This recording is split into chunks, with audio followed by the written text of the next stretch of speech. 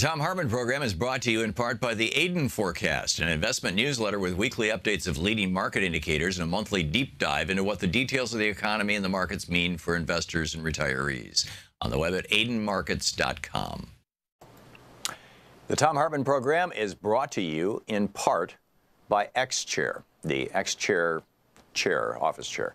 xchairthom.com is the website, xchairthom.com. Hartmann Program is brought to you in part by Super Beets. Super Beets are sourced from non-GMO beets, and they're packed with dietary nitrates, helping to produce nitric oxide for more energy, stamina, and support for healthy blood pressure levels naturally. For more information, call 800-223-8242 or visit tomsbeets.com.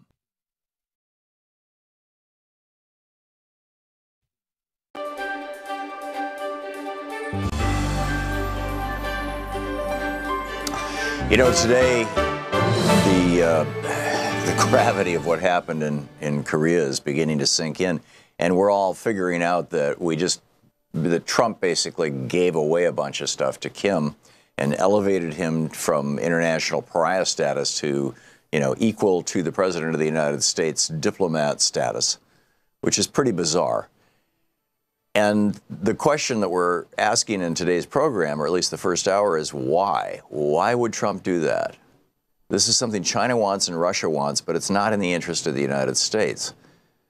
Why would he do this the way he did it? I mean, having peace obviously is in the interest of the United States, but this goes way beyond that. So why? You're not hearing that on any of the corporate media. I mean, Rachel Maddow on her program last night asked that question a couple of times, but never tried to answer it and never dug into it.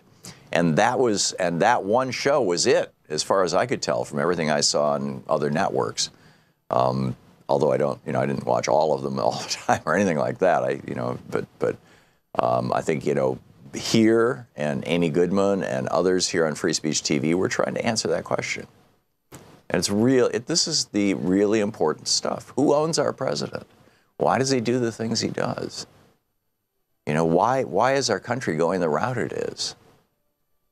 And serious, and not just, obviously, not just Trump. I mean, look at all the freak show, the horrors that are happening in his administration and his cabinet. By and large, not discussed You know, I mean, with Scott Pruitt, they'll talk about, oh, you know, he just got a $34,000 or $43,000, you know, silent phone booth. But there's no discussion of how much damage he just did to the water in the Mississippi River, you know, none.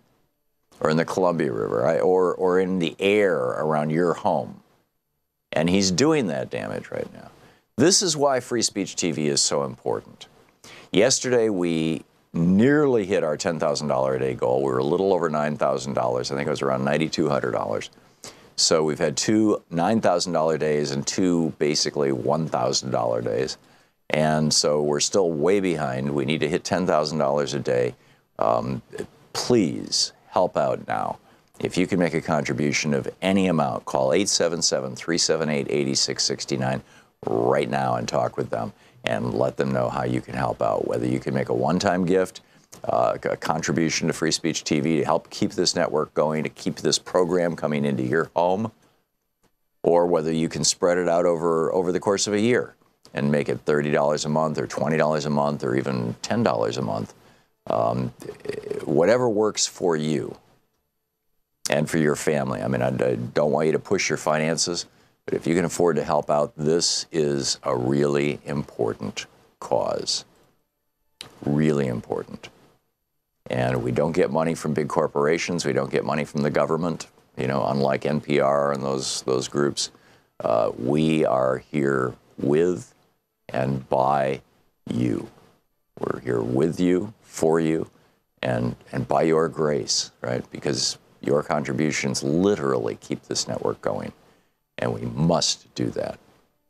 So the premiums that we're offering today, with a $30 gift, you get a Free Speech TV refrigerator magnet, only available this way with a $30 gift.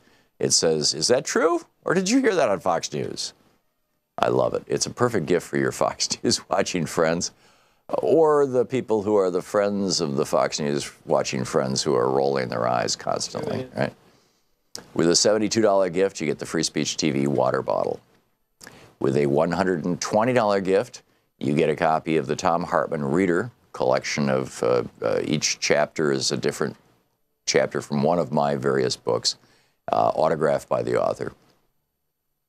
With a $240 gift, you get Howard Zinn's People's History book and a DVD of the People's History of the United States, Howard Zinn, the great Howard Zinn, plus the Reverend William Barber's new book, The Third Reconstruction, which is brilliant. And by the way, the $120 gift, just my book, you can do that at $10 a month. The $240 gift, Howard Zinn's book and Reverend Barber's book, you can do that at $20 a month, $240. For $30 a month or $360, you get all the books and the DVD. My book, Howard Zinn's book, the Reverend Barber's book, and the DVD of People's History. That's with a $30 a month gift or a $360 gift. And with a $480 gift or $40 a month for a year, you get what we call the Everything Kit. And that is the did you hear it on Fox News magnet, the water bottle, my book, Reverend Barber's book, Howard Zinn's book, the DVD, all that stuff, everything, $480 or $40 a month. And with a $1,000 gift, come to Portland, and I'll take you to lunch, and we can have a nice conversation, spend about an hour together and hang out.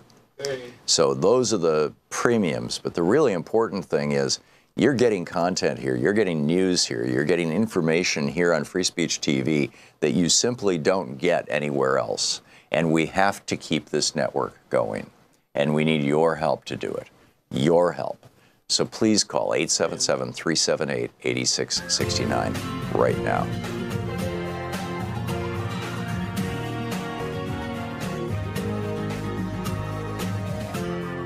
This is the Thom Hartmann Program.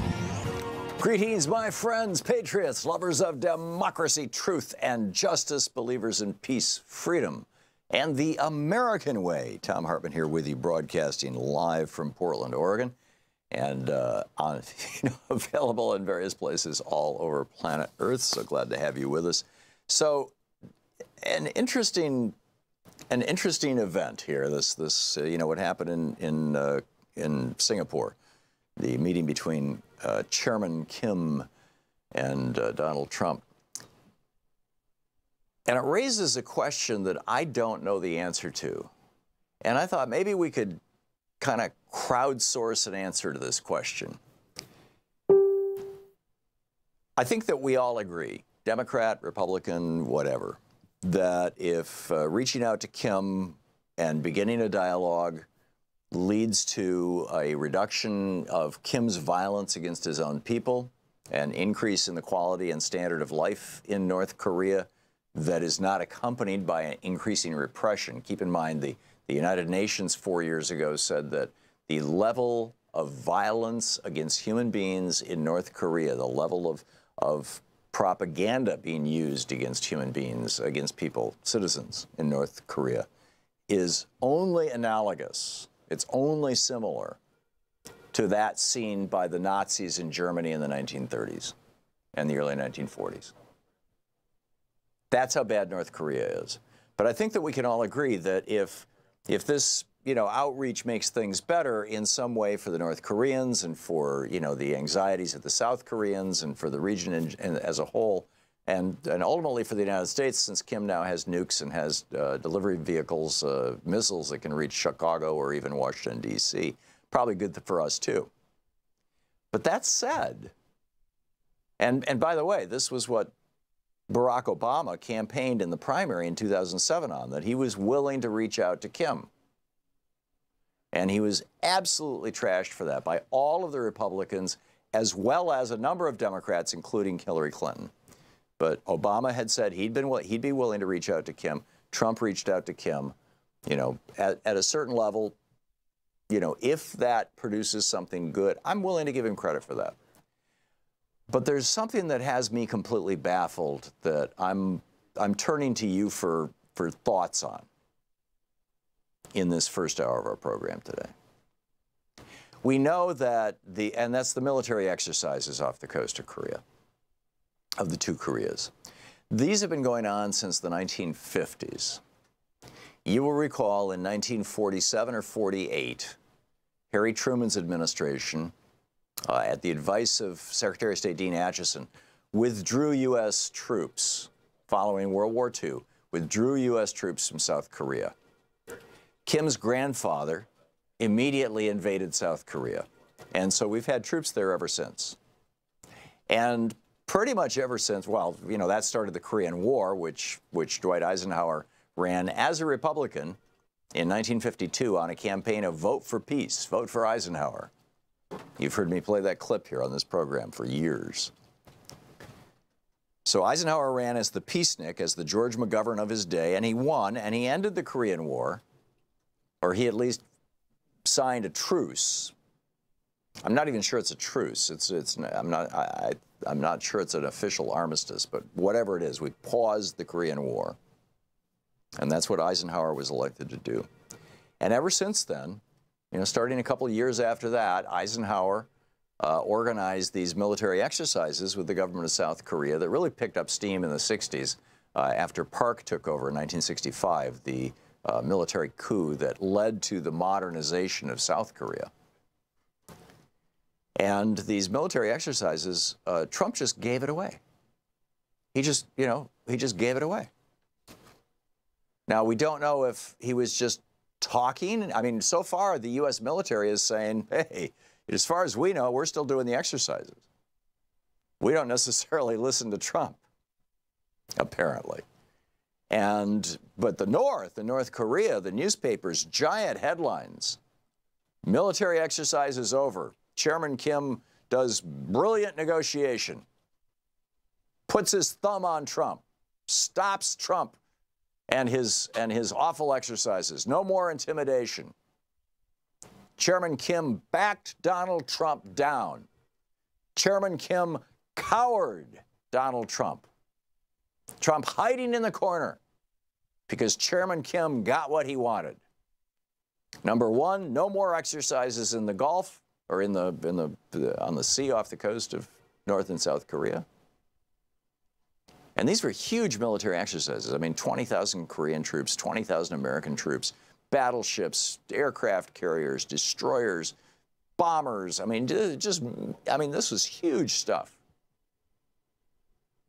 So the North Koreans are saying, number one, we got rid of that. And number two, every time we do something in the direction of denuclearization, the U.S. is going to reduce their sanctions against us.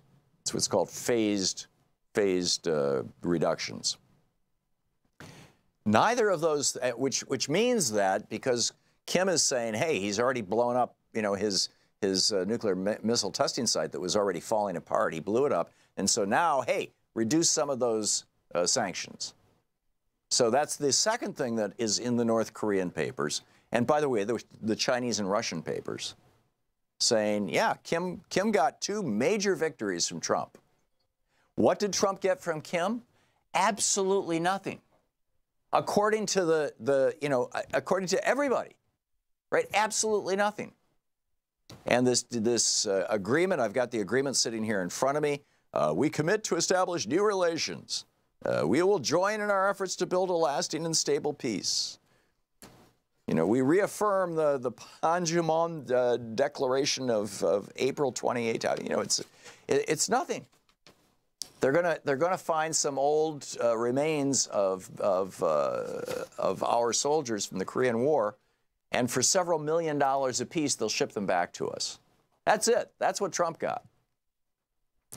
Now, we know that North Korea wanted us to stop the military exercises. They killed almost 40 Americans a few years back when they fired a submarine fired a missile into a U.S. ship and sank it. They killed a bunch of Americans in protest of these exercises. China has been protesting these exercises forever. Russia has been protesting these exercises forever. China and Russia, of course, being two of the three countries, South Korea the third, that actually have borders with North Korea.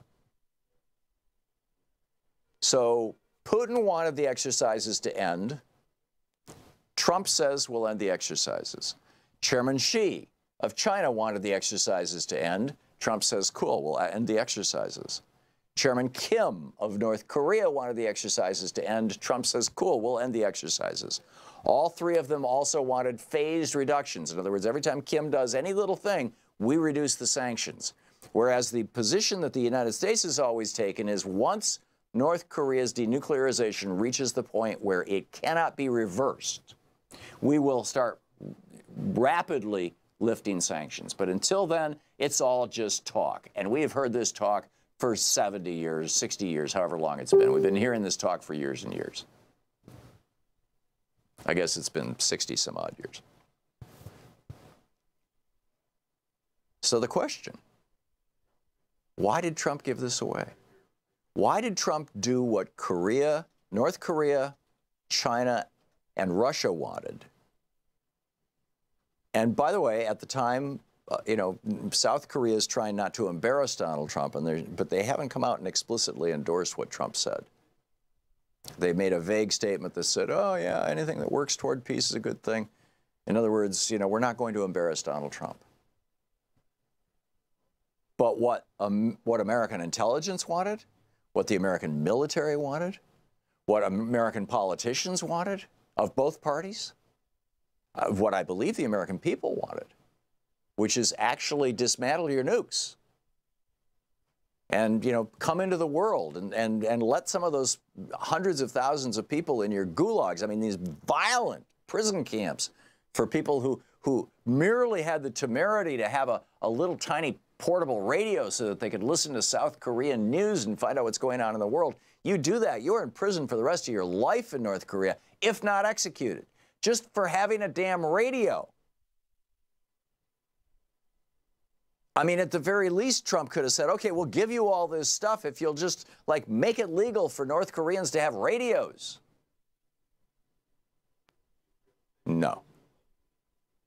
So why did Trump do what Xi of China wanted, what Putin of Russia wanted, what Kim of North Korea wanted, but not what is in America's best interest? Why did he do that? What did he get out of this? What does Donald Trump get out of this? Is it that he wants to build a hotel on the beach in North Korea? He made a reference to that in the speech. Is it that Is it that, he owes something to the Russians big time? I think it's enormous amounts of money that he's borrowed. Others think it's, Putin's got a PP tape on him. God only knows. Is it that he owes something to them and he did it to help Putin? Is it that he owes something to the Chinese? They just invested $1 billion in his hotel in Indonesia. This is the Thom Hartmann Program. What is it? What did Trump trade away when he betrayed the United States this week?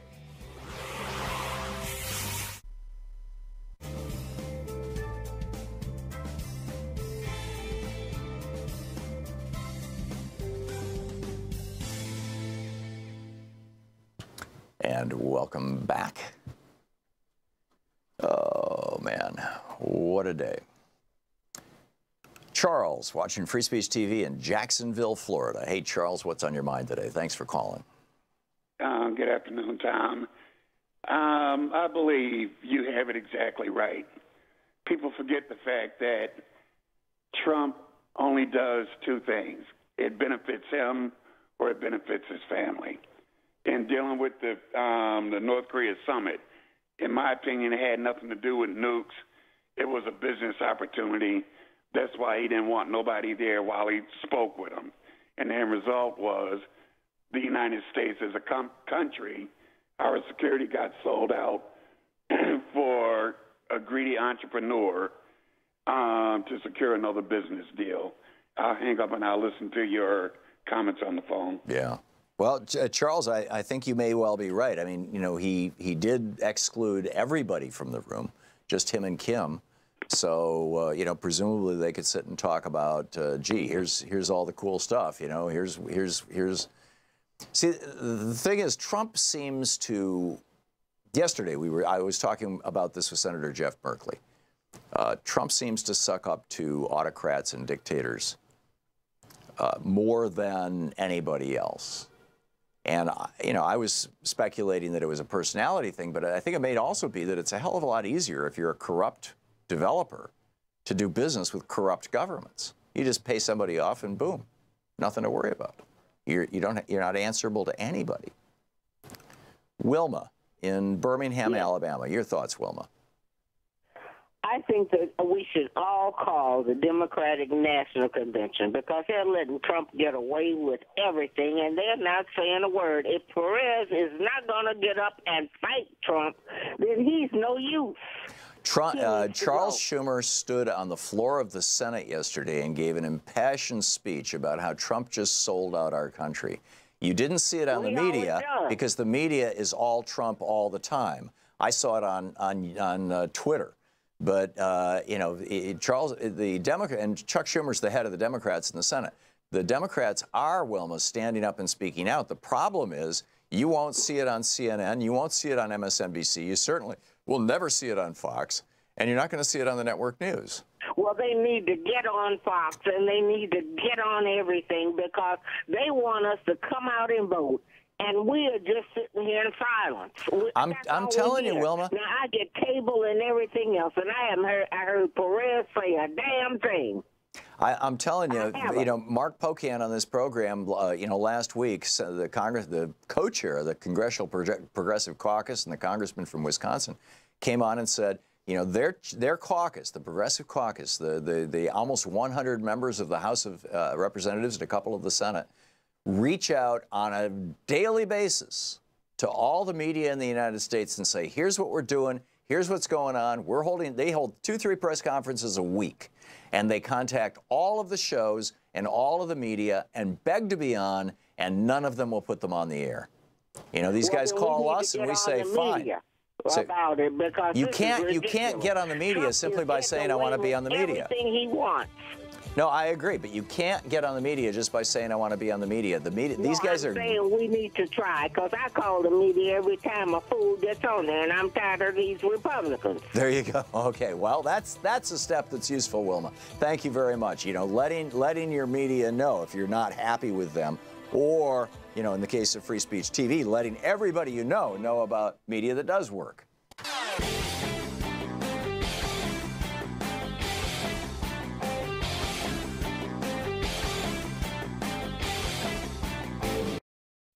The Thom Hartmann Program is brought to you in part by the Aiden Forecast, an investment newsletter with weekly updates of leading market indicators and a monthly deep dive into what the details of the economy and the markets mean for investors and retirees. On the web at aidenmarkets.com. The Thom Hartmann Program is brought to you in part by XChair, the XChair office chair. XChairTom.com is the website, XChairTHOM.com. Hartmann Program is brought to you in part by Super Beets. Super Beets are sourced from non-GMO beets, and they're packed with dietary nitrates, helping to produce nitric oxide for more energy, stamina, and support for healthy blood pressure levels naturally. For more information, call 800-223-8242 or visit tomsbeets.com.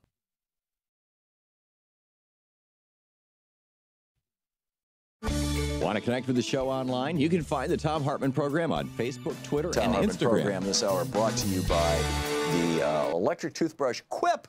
Get Quip, GETQUIP.com/Tom/THOM.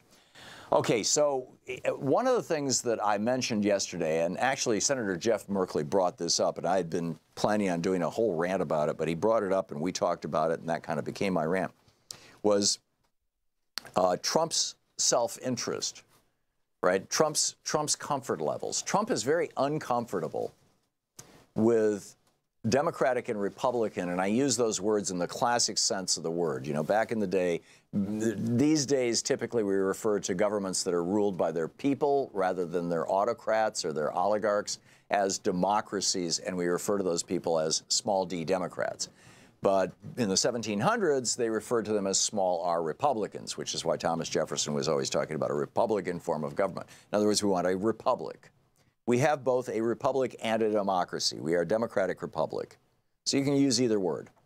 But Trump finds himself mostly uncomfortable around Democratic, Republican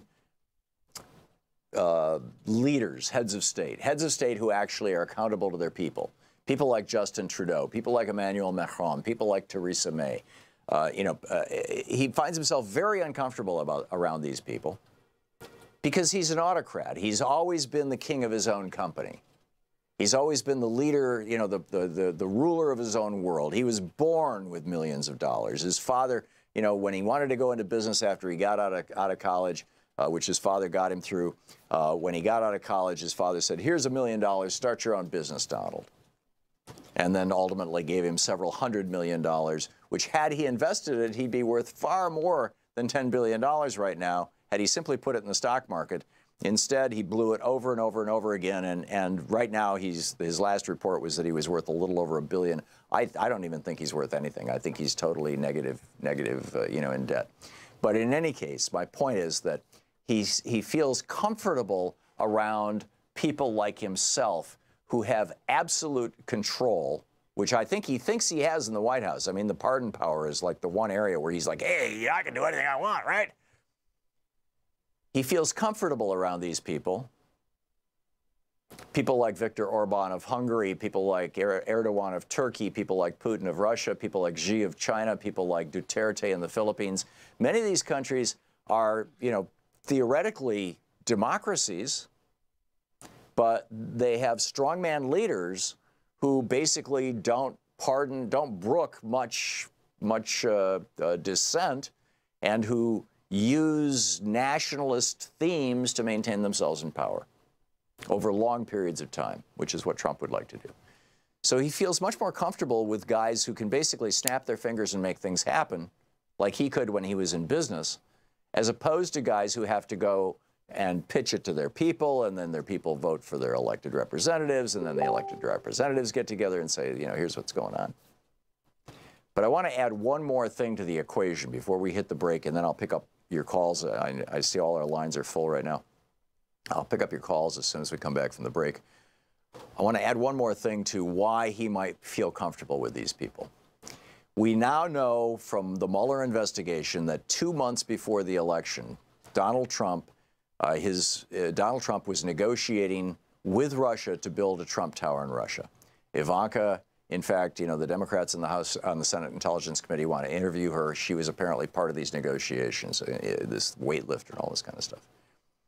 We know that Trump wants to build properties while he's building his stuff in China. He wants to do something in China. He's got an operation in the Philippines. He's got hotels in some of the most repressive governments around the world. The Chinese just gave him $1 billion for his hotel in Indonesia. Literally just a month ago. Right, and then he said, "Oh, fine, sell your spy phones in the United States, no problem."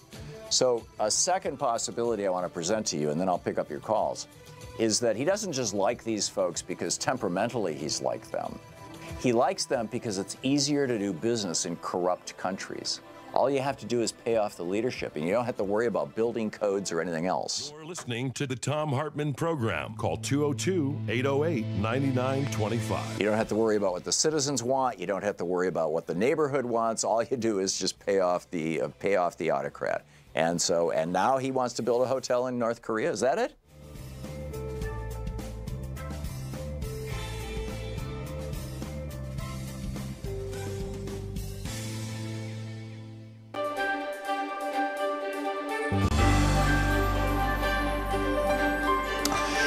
Today, the gravity of what happened in Korea is beginning to sink in, and we're all figuring out that Trump basically gave away a bunch of stuff to Kim and elevated him from international pariah status to, equal to the President of the United States diplomat status, which is pretty bizarre.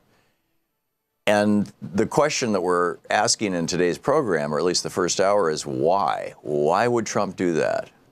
This is something China wants and Russia wants, but it's not in the interest of the United States. Why would he do this the way he did it? I mean, having peace obviously is in the interest of the United States, but this goes way beyond that. So why? You're not hearing that on any of the corporate media. I mean, Rachel Maddow on her program last night asked that question a couple of times, but never tried to answer it and never dug into it. And that one show was it, as far as I could tell from everything I saw on other networks. Although I didn't watch all of them all the time or anything like that. I think here and Amy Goodman and others here on Free Speech TV were trying to answer that question. And this is the really important stuff. Who owns our president? Why does he do the things he does? Why is our country going the route it is? And serious, and not just Trump. I mean, look at all the freak show, the horrors that are happening in his administration, in his cabinet. By and large, not discussed. With Scott Pruitt, they'll talk about, he just got a $34,000 or $43,000 silent phone booth, but there's no discussion of how much damage he just did to the water in the Mississippi River, none, or in the Columbia River, or in the air around your home, and he's doing that damage right now. This is why Free Speech TV is so important. Yesterday we nearly hit our $10,000 a day goal. We were a little over $9,000. I think it was around $9,200. So we've had two $9,000 days and two basically $1,000 days. And so we're still way behind. We need to hit $10,000 a day. Please help out now. If you can make a contribution of any amount, call 877-378-8669 right now and talk with them and let them know how you can help out, whether you can make a one-time gift, a contribution to Free Speech TV to help keep this network going, to keep this program coming into your home, or whether you can spread it out over the course of a year and make it $30 a month or $20 a month or even $10 a month.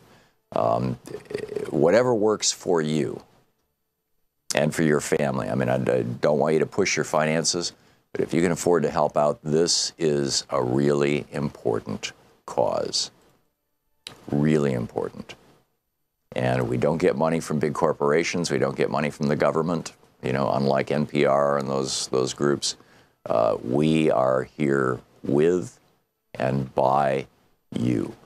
We're here with you, for you, and by your grace, right? Because your contributions literally keep this network going, and we must do that. So the premiums that we're offering today, with a $30 gift, you get a Free Speech TV refrigerator magnet, only available this way with a $30 gift. It says, "Is that true? Or did you hear that on Fox News?" I love it. It's a perfect gift for your Fox News watching friends, or the people who are the friends of the Fox News watching friends who are rolling their eyes constantly, right? With a $72 gift, you get the Free Speech TV water bottle. With a $120 gift, you get a copy of the Thom Hartmann Reader collection of each chapter is a different chapter from one of my various books, autographed by the author. With a $240 gift, you get Howard Zinn's People's History book and a DVD of the People's History of the United States, Howard Zinn, the great Howard Zinn, plus the Reverend William Barber's new book, The Third Reconstruction, which is brilliant. And by the way, the $120 gift, just my book, you can do that at $10 a month. The $240 gift, Howard Zinn's book and Reverend Barber's book, you can do that at $20 a month, $240. For $30 a month or $360, you get all the books and the DVD. My book, Howard Zinn's book, the Reverend Barber's book, and the DVD of People's History. That's with a $30 a month gift or a $360 gift. And with a $480 gift or $40 a month for a year, you get what we call the Everything Kit. And that is the Did You Hear It on Fox News magnet, the water bottle, my book, Reverend Barber's book, Howard Zinn's book, the DVD, all that stuff, everything, $480 or $40 a month. And with a $1,000 gift, come to Portland, and I'll take you to lunch, and we can have a nice conversation. Spend about an hour together and hang out.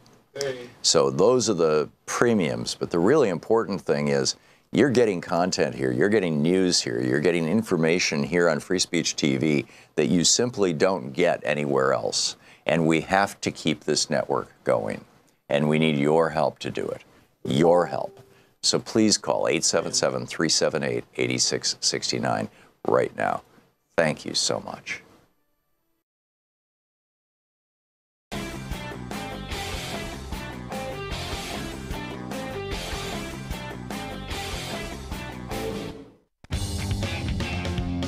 Welcome back. Thom Hartmann here with you, 34 minutes past the hour.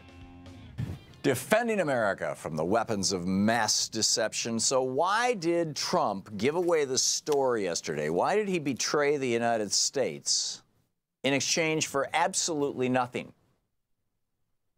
Well, actually, in exchange for elevating a tin pot dictator of a little tiny country with no economy and a bunch of prisons to the status of a high-profile world leader. Kim is now about to go off to Russia to meet with Mr. Putin. Last week, he had his second meeting with President Xi of China. In Russia, he'll be meeting with President Putin. Why? Why did Trump do this? Why did he betray his country like this? I don't understand. Rich in Calumet, Michigan. You have a theory, Rich? Sure. I have the same one that everybody else seems to be throwing out. Land. I mean, he mentioned it. The cannons, the beautiful beaches. Let's put hotels up. I mean, you could almost like watching Marlon Brando on The Godfather. You know, all he needed was a cat. You know, I'm going to make you an offer you can't refuse. And yeah. So you think that this is just a hustle on the part of Donald Trump to Totally. Yeah. I mean, he's a snake in the grass. Well, you'll recall during the primary, he did say that he might be the first person in the history of the United States to make money running for president. Well, actually, though, I think Newt Gingrich and little Ricky also made money running for president. But actually, both Ricks, Rick Perry and Rick Santorum. But look at all the guys he wants to see too. I mean, it's like the commission. Right, but now he's making money as president. I mean, his daughter and son-in-law made what, $82 million last year. I mean, it's pretty mind-boggling being advisors to the president. Rich, thank you for your contribution. CJ in Titusville, Florida. CJ, your thoughts? Hi, Tom. I would suggest a different question altogether, and it's basically who now runs America's foreign policy. Mm-hmm. If you look at the folks that have infiltrated into the administration now, it's the same guys that gave us Iraq and Syria and the Ukraine, et cetera, et cetera. I think this Korea is a big head fake, because the next country on the list that doesn't have nuclear weapons is, of course, Iran. So be very careful what you're believing here. On the left hand over there, that's definitely the next target. The U.S., for the very first time, is exercising with the Israeli military. That's never been done before. Israel just completed a huge Air Force exercise over Greece this week. So pieces are being put in place so that the PNAC crowd can continue to do what they do since the late 90s. That's my theory, and I think it's really spot on. Yeah, I don't disagree with you at all, CJ, and Trita Parsi had a great piece in his newsletter this morning about how, we're supporting a terrorist group, MEC, which is, in fact, they used to be listed as a terrorist group until they bought off a bunch of Republican politicians and who were lobbying, for them to be delisted. And now they're acceptable in the United States. But basically, there's nobody in Iran who supports MEC. They are anti-Iranian government terrorists, and we are supporting basically a civil war in Iran and breaking Iran up into pieces and things like that. And should that happen, all hell is going to break loose. But that's really a different discussion for a different day. I want to figure out this North Korea thing. Nancy in Oregon, Illinois. Hey, Nancy, what's up? Hello, I'm from Princeton, Illinois. I moved from Oregon. Okay. You said it earlier, and I think it's everything you said when he used to be wishing to be a millionaire, billionaire, whatever.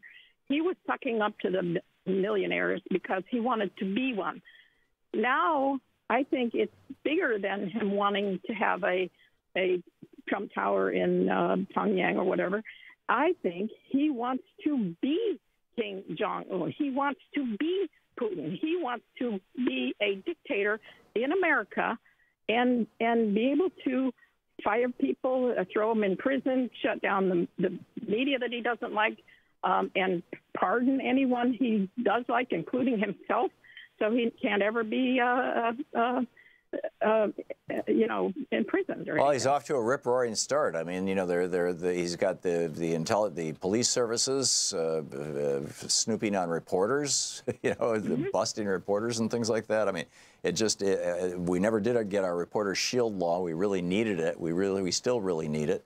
And I think a lot of reporters are just scared to death right now about any kind of national security leaks that might come their way. So your theory is that Trump wants to become an autocrat.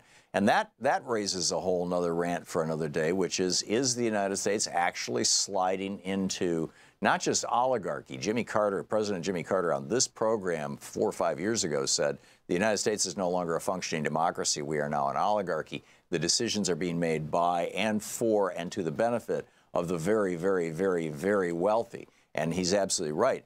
But are we then going to go the next step to autocracy, not just oligarchy, not just, everything's for the rich people, but now is it going to be autocrats? Is it going to be, power is seized by a very small number of people and exercised violently? And we will see. Nancy, it's an interesting theory. Holbert in Pearlington, Mississippi, your thoughts? I think that what we're seeing in Korea is nothing new. The Korean War started, well, before the Korean War could start. One thing the Russians need that they didn't have, and they participated, by the way, they sent their pilots into actual combat. You're talking 1950? Yeah, they couldn't make a decent jet engine. They try as they might, they couldn't do it. In 1948, Britain's Labour government allowed Rolls-Royce to sell the best jet engine in the world, the Rolls-Royce Nene, to the Soviet Union. It quickly turned up in the MiG-15 jet fighter, which was a very capable aircraft, capable of combat with our best, the F-86 Sabre. They couldn't have had the war in the first place without that. This was not decided at a presidential or prime ministerial level. It was decided by the global financial elite who've been in power ever since, and that wasn't even anything new then. Yeah. When we were dropping bombs on the Ho Chi Minh Trail 50 years ago, the trucks that were carrying the weapons and ammunition to the Viet Cong were made in the largest truck factory in the world, which was in the Soviet Union. But the company that built this factory was Ford Motor Company. Before the first bomb fell on Pearl Harbor, Ford was making 23 B-24 bombers a day. And ultimately, they and I think other contractors built up over 19,000 of these things. It's a huge amount of money. It was installed mostly during FDR's administration, and it's been running us ever since. And say that. So, given this historical frame that you just established, Holbert, what bring this to this moment? Well, whose tune is Trump dancing? Are you saying the tune is that Trump is dancing to the tune of the military-industrial complex? Because if because that would imply that this is increasing the probability of war. And I think the broad consensus is that the one good thing that might come out of this is that it has decreased, at least for the moment, the probability of war. I think it's probably decreased. I mean, one thing, Kim's getting what he wants, and I don't think we've really lost anything if we're not having a military exercise. That'll just save the taxpayers some money and expended fuel. But the whole thing is artificial, and it was created for the purpose of having these little wars. So that for the military-industrial complex, which is ultimately financed by global finance. Okay, I got it. Holbert, thanks for the call. Ivan in Chicago. Hey, Ivan, your thoughts? Hey, Tom. Trump has one thing on his mind. He wants that Nobel Peace Prize so bad he can taste it. Obama has it. He has to get it. He wants it so bad, he is willing to kiss a murdering dictator's rear end who has hundreds of thousands of North Koreans eating mud and grass locked up in gulags. And the same teabagger fools who were outraged when Obama normalized relations with Cuba and the Iran deal are now praising this clown. It is sickening. Yeah, it is a little dissonant, shall we say, cognitive dissonance on steroids here. You're absolutely right, Ivan. And that's as good a reason as any. I mean, he wants the Nobel Peace Prize more than he wants a hotel. Maybe he wants both. Maybe he just sees this as Donald Trump wins all the way around. Hey, the United States might lose, might win, doesn't much matter. But China and Russia, of course, are going to win big too. Ivan, thank you for the call. Good to hear from you. It's 45 minutes past the hour. We'll be back with more of your calls after this. You're listening to Thom Hartmann. Visit ThomHartmann.com for audio and video archives. Taking back the mainstream media 3 hours a day, 5 days a week. It's your media support group for We the People, the Thom Hartmann Program.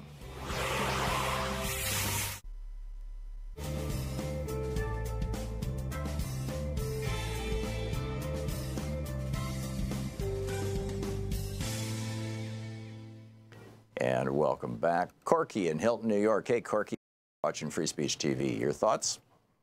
Oh, yeah. Those 3 hostages when we got back, they weren't free. They probably cost about $3 billion because $1 billion is his favorite number. That was one item I wanted to talk about. Okay. And the other is Trump just wants, to be loved. I don't think he was loved as a child. And he'll take any kind of love, even if it's from a despotic dictator. I think there's a lot of truth to that, actually, Corky. But I think that he also has to be loved by the Americans. I mean, he wants the American people to love him. So he's he's doing, he's staging, he's running this reality show, and he's staging these stunts in a way that make him look good. I got an email this morning. In fact, I should have printed it out and read it to y'all. From the Trump campaign raising money for the 2020 election. They're sending these things out every day, or every other day at the very least. And this one was, hey, it's been 500 days, and here's what we've accomplished. We cut taxes, and we're making the world safer with North Korea, and blah-de-blah-de-blah. They had this list, and he wants to be reelected. He wants to be loved. I mean, I think he has grown as addicted to the power of the office of the presidency as he was to the power of being a billionaire real estate developer, or at least perceived as one, in New York City. Yeah, he talks about those beaches over in North Korea. Mm-hmm. He wants to set up an empire. He wants to be responsible for the productivity and economic success of North Korea. Yeah, may well be. May well be. We will see how this goes. Corky, thanks for the call. Louise in Nantiglow, Pennsylvania. Hey, Louise, what's up? Okay, first of all, I don't try and play psychiatry. I am not a psychiatrist, and I don't say what people are thinking. To begin with, history repeats itself. Friend or foe, go back to the Japanese. They were our friends at the time what happened to us. What they did to us, and that lady talked about Roosevelt. The way the documentary that I had seen, it showed he took his time about doing anything about bombing Japan after what they had done with Pearl Harbor. So what I'm saying is watch your mouth. Watch very careful, whether it's a friend or a foe. Watch the person. You can trust friends and you can trust foes, too. You have to be very careful with both of them. Well, that's all I have to say. Bye. Okay. Yeah. Thank you, Louise. I can't find anything to disagree with in that. You have to be careful. I don't think that Donald Trump was careful, though. I mean, if he had actually negotiated that we were going to give up our military exercises, and it's fine to debate whether we should even be having them, but they're there. If he was going to negotiate giving that away, why didn't it make its way into the document at the end? Because it wasn't. Either it was negotiated in secret while the two of them were meeting with nobody else, and he just blurted it out, or he just decided to throw him a gift at the very end. We'll be right back.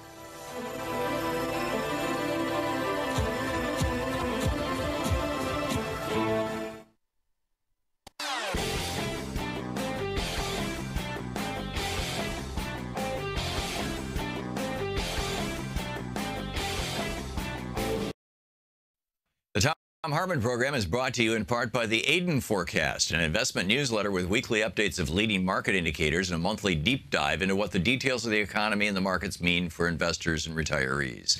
On the web at aidenmarkets.com. The Thom Hartmann Program is brought to you in part by X-Chair, the X-Chair office chair. xchairtom.com is the website, xchairtom.com. Hartmann Program is brought to you in part by Super Beets. Super Beets are sourced from non-GMO beets, and they're packed with dietary nitrates, helping to produce nitric oxide for more energy, stamina, and support for healthy blood pressure levels naturally. For more information, call 800-223-8242 or visit tomsbeets.com.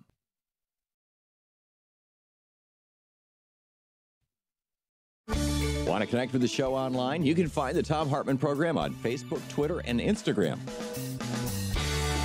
Welcome back to our program, brought to you in part by Super Beets at tomsbeets.com, THOMSBEETS.com. So is Donald Trump just trying to be loved? I mean, why did he give away no more military exercises? And I think, debating whether or not we should even be doing them or whether they're worth the money and all that, that's a whole separate conversation, which should be had before you decide to give them away. And to the best of my knowledge, that conversation never happened. But Trump gave that away. And Trump gave away, apparently, according to Kim and according to the newspapers in North Korea and China and Russia, Trump gave away that, we're going to start lifting U.S. sanctions as you move along on denuclearization, which is not the way it's ever been done and not the way that not the U.S. policy. Did he do this because he wants a hotel? Did he do this? Corky in Hilton, New York, just called and said he did this because he wants to be loved. And he just throws these sweeteners in at the very end whenever he meets with somebody to say, here, let me give you a little more. And in fact, there was a commentator yesterday on TV who was talking about how this is why he went bankrupt so often, is he'd go into these negotiations and give away the store. And he ended up bankrupt over and over and over again. And now he's bankrupting us. Ken in Great Falls, Montana. Hey, Ken, your thoughts on this? Yeah, to me, this has all the handprints of Pompeo and that other guy on it. Bolton? What they want is a war with Iran. Now, they realize that they want a war of any kind. That's the only thing that's going to keep them in power. But the point is that North Korea would be way too costly of a war, probably going nuclear. Right. So they want Plus, to it would draw China in.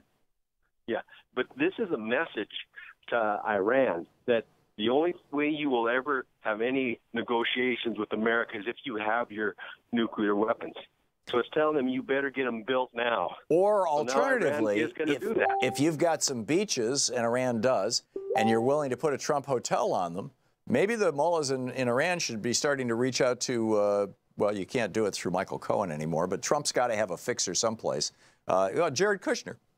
They need to reach out to Jared Kushner or to Ivanka and say, we would love to build a hotel in Iran, a Trump hotel. And I wonder how quickly he would be singing a different tune. But excellent point, Ken. Thank you for the call. Tim in Lilburn, Georgia. Hey, Tim, your thoughts?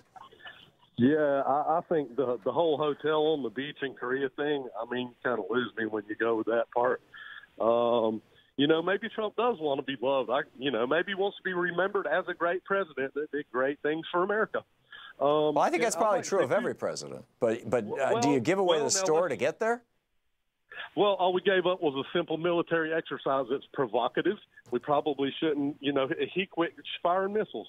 So for which we got absolutely nothing, Tim. We gave away our biggest bargaining chip.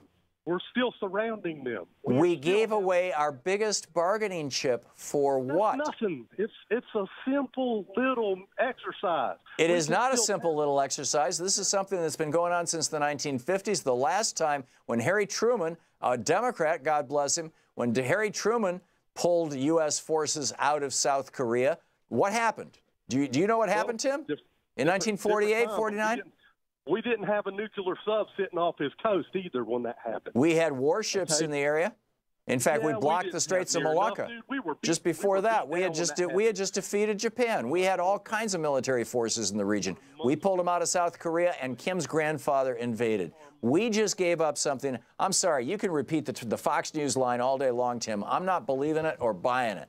We gave up something of great consequence, at least to Russia, China, and North Korea. All three of those countries have been lobbying us aggressively. North Korea to the point that they actually bombed one of our ships to stop us from having these exercises off the coast of Korea. We gave that up in exchange for what?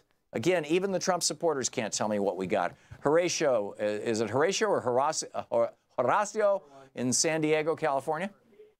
Hey, Tom, how's it going? Good. Hey, when is America gonna wake up and realize that we got a capitalist president? What do capitalists do? They try to make themselves rich. When are we going to wake up that this guy is the only thing he's there is to make himself rich and his family? Jesus Christ, man. So so are you suggesting, Horacio, that the reason that Trump is doing this is because he wants to build a hotel in North Korea? Of course. And then I guess that's what capitalists do. Yeah. That's what they do. And they sell everything. They're selling everything that's not nailed down. Oh, yeah. Guess what? Later on, they get somebody to take those nails, sell the nails, and sell those boards, too. There you go. Okay, I got it. Thank you. Colin in Kirkland, Washington. Hey, Colin, your thoughts? Yes, this whole Trump Korea thing, it all boils down to just money. Money, money, money. What people seem to forget is that North Korea is sitting on anywhere between $6 to $10 trillion worth of minerals and precious metals.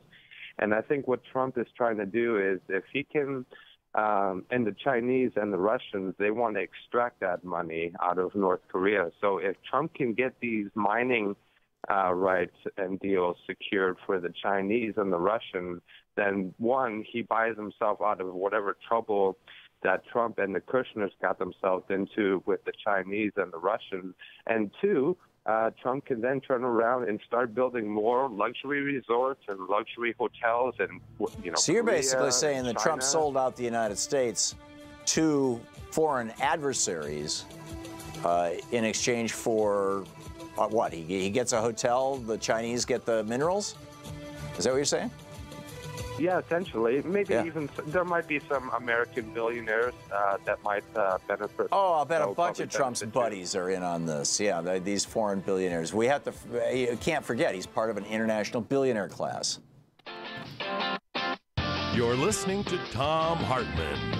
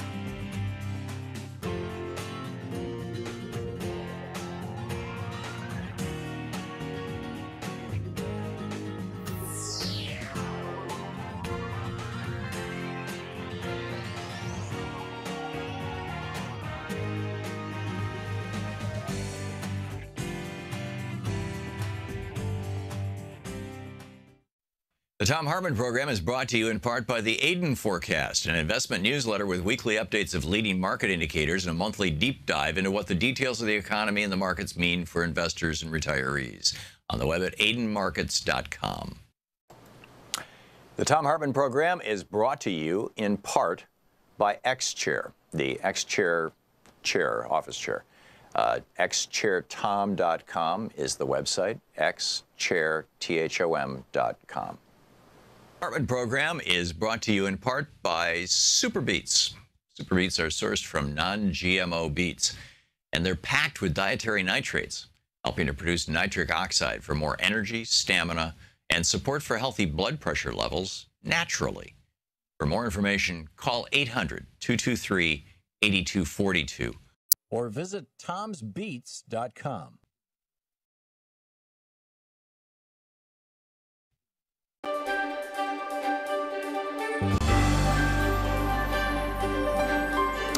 You know, today,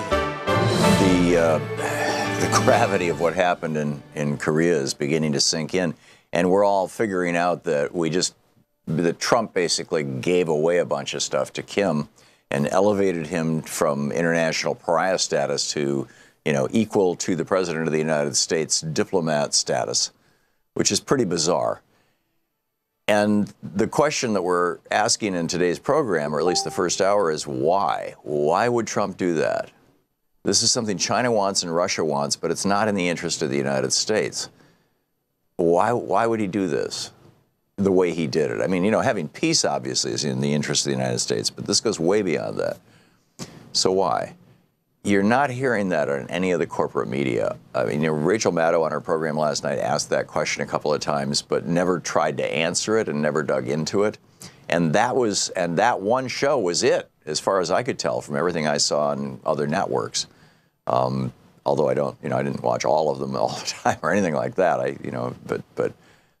think, here and Amy Goodman and others here on Free Speech TV, we're trying to answer that question. And it's real. This is the really important stuff. Who owns our president? Why does he do the things he does? Why is our country going the route it is?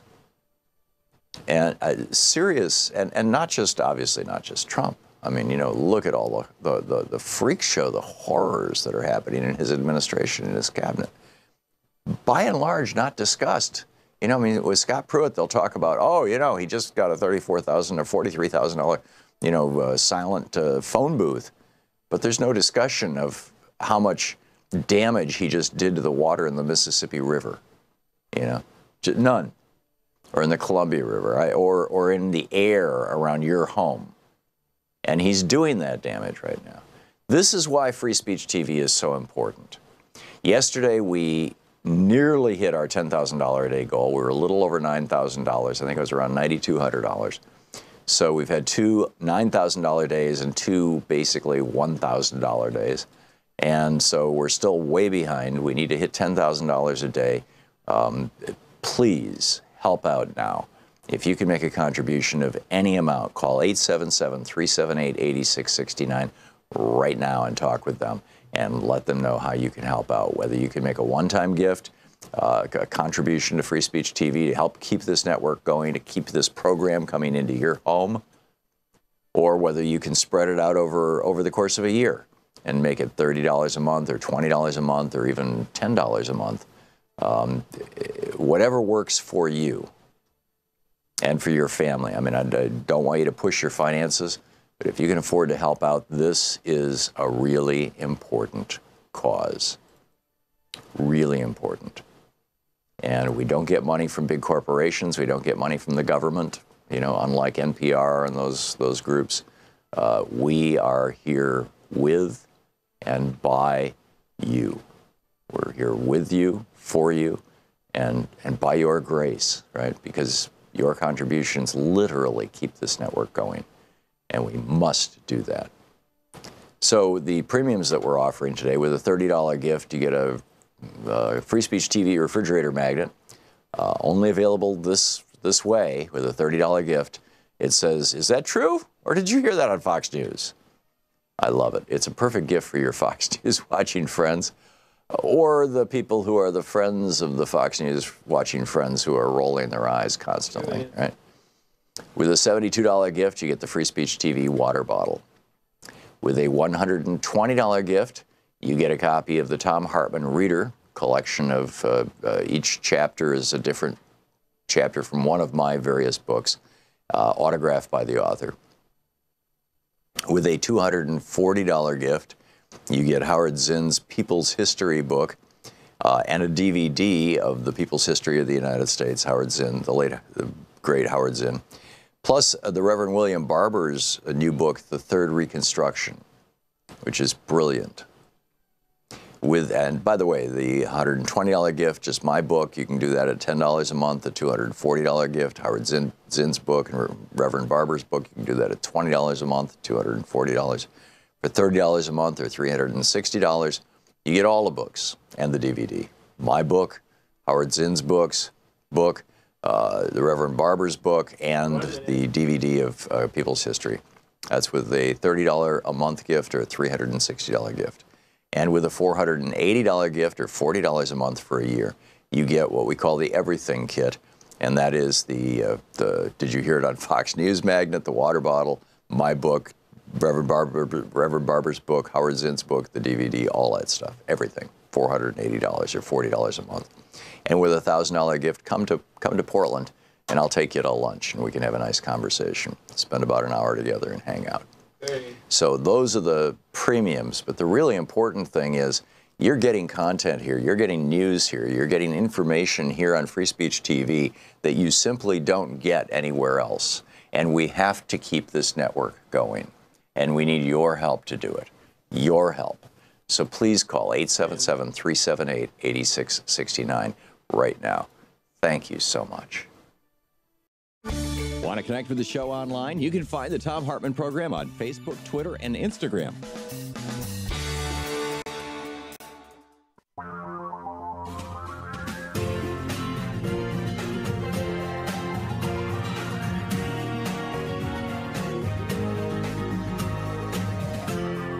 This is the Thom Hartmann Program. Welcome back. Thom Hartmann here with you, and in the studio with me, I'm really pleased to have Amy Siskin. Am I saying it right? Siskin. Siskin, yes. Yeah, we did this before. Former Wall Street executive, currently the president and co-founder of the New Agenda, compiler of The Weekly List, which is now being archived by the Library of Congress. How cool is that? At least it's safe Yeah. until he takes that over, but it's safe. I have one book, it's called Think Fast, that's in the Library of Congress. It won an award with all this weird stuff, but that's a big deal, the Library of Congress archiving. And the list is this, well, the subtitle, A Week-by-Week Reckoning of Trump's First Year. And theweeklylist.org is your website. And is there a Twitter handle? Amy_Siskin. Not just for me, not for the Weekly List, but the Weekly List does have a Facebook page. Okay. And also for our listeners and viewers in Portland, Oregon, she's doing gigs today at Bethany's Table at 1 o'clock and at Alberta Rose Theater tonight, and they're both sold out. But you will be doing book signings for people who couldn't get tickets in both those places right after the events. Right. And people can find that information presumably at theweeklylist.org? Yes. Okay, there great. you go. Thank you. So let's get into it, Amy. We talked before about, keeping this list of all the just insane stuff that insane is the wrong word. How unnormal, if that's a word, this administration is from the past, and how the big danger was normalizing this administration. Where are we at now? We're pretty much there. I mean, our government is basically now the Trump organization, Trump unilaterally making decisions and surrounded by sycophants. And anybody that opposes him or doesn't want to, go along with what he's doing is shown the door or resigns. Like Mark Sanford yesterday. Yeah. I mean, and a lawyer at the Department of Justice who wouldn't carry out what Sessions wanted, to go after the ACA, which is really not normal. So basically, our executive branch is shrinking, our White House staff is shrinking, and as long as the Republican Party doesn't stand up to him, basically you have one person making all the major decisions in our country. And examples like Mitch McConnell refusing to put Bob Corker, Republicans' bipartisan bill to stop Trump on tariffs, or at least to hold him in check, refusing to bring that to the floor. And of all the ironies, at Koch Industries and the U.S. Chamber of Commerce was along with Corker. That's where we are. Corker and Ryan are protecting him now. Couldn't you argue that Mitch McConnell withholding the constitutional right of President Obama to nominate Merrick Garland to the Supreme Court was somewhat the beginning? And of course, you got Draper's book, When the Tea Party Came to Town, where he, for the first time, outed this meeting, this secret meeting that was held at the Caucus Room restaurant on January 20th, 2009, where they plotted to bring down the Obama presidency. That maybe even it started there? So many of the things in this book are things that he's undoing that Obama did. And interesting that you speak of his picks for judges. He has taken us back to Reagan levels in lack of diversity, 24 years. There was just a study that's going to be in my weekly list this week in week 83 that 88% of his picks, Trump's picks, are white and 76% are male. And to put that into perspective, Obama's picks during his 8 years were 36% white male. So we are going so far backwards. The nature of who he's filling these slots with, extremists, people that aren't qualified at all, that had blogs, that are not, were not given the okay by the American Bar Association. But so much of what he's doing is taking apart, dismantling Obama's legacy, and then as well just doing things that benefit him. You really have to look in the prism of our foreign policy now is basically what helps Trump and his family members, what enriches them. It's literally happening. For example? Well, for example, with Kushner suddenly getting money from South Korea in last week's list for one of his properties in New Jersey, that they had a beef with Qatar because they wouldn't refinance 666 Fifth Avenue, and now suddenly things have changed because they see that our foreign policy is dictated by that. Potentially in North Korea, I mean, you can't make this stuff up, that Trump was talking to Kim Jong-un about what fabulous properties they could build in North Korea. Right. Like, I mean, this is right in our face. And then countries that have traditionally been our allies. And this started early when I started keeping track, trip down memory lane, when Trump said he wasn't sure we were going to be part of NATO. And there's actually a video that I did with Move On that's on the Weekly List website that speaks about this, that from the time he's taken office, he's alienated us from our allies and moved us towards authoritarians, starting with Duterte, Erdogan, Kim Jong-un. These are unthinkable things. Yeah. And who does this New World Order benefit? It benefits Putin, because if there's not a strong force to fight against what he's doing in Europe or globally, then he becomes more empowered. Well, even beyond that, I think that Putin is the face of oligarchy. I mean, it seems, as are all of these guys by and large, oligarchy yes. and authoritarian governance, and it's increasingly looking to me like the New World Order is a purely oligarchic one. I mean, Jimmy Carter on this program a couple of years ago said we no longer have a functioning democracy. We are now officially an oligarchy. Yes. And then the question is, when do we slide from oligarchy to autocracy, to absolute strongman rule? And I think most Americans, we're not even having that conversation. And it looks to me like we're seeing that happen right in front of us. We're there. We're there. I mean, we're having midterms in 5 months. Typically, we would be speaking about policy. Republicans and Democrats would be talking about policy. You don't see any of those kind of things happening. The Republican Party doesn't have a policy platform. Basically, Trump is dictating what the Republican Party and what our government does. There's nothing that puts him in check and balance. So effectively, we are an authoritarian regime. I mean, if you stop and think about it, and unless our media learns to cover him differently, I think uniquely Reuters, who said early on they were going to cover him as an authoritarian, and then, people like yourself and talk shows that are doing it. But so much of, look how he played our media this week. It just, it's sickening, the stagecraft, how they gave him this normalization, this legitimization. It's like gaslighting the American people. But at the same time, last week we learned that, starting some months ago, that he's also using the FBI to spy on reporters yes. who are talking to sources inside the government, something that historically was considered noble, right? I mean, Woodward and Bernstein won a Pulitzer Prize for this, and took down Nixon, and if they had been talking to Mark Felt today, and the FBI found out about it, they'd be in prison.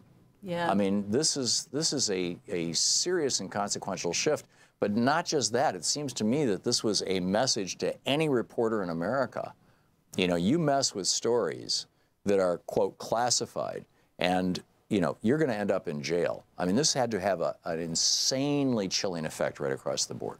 So 2 major things last week that Sessions did that are totally not normal, and we've touched on both. One was his Department of Justice not defending the ACA, the pre-existing conditions, from a frivolous lawsuit, instead joining it. So that could impact 52 million Americans.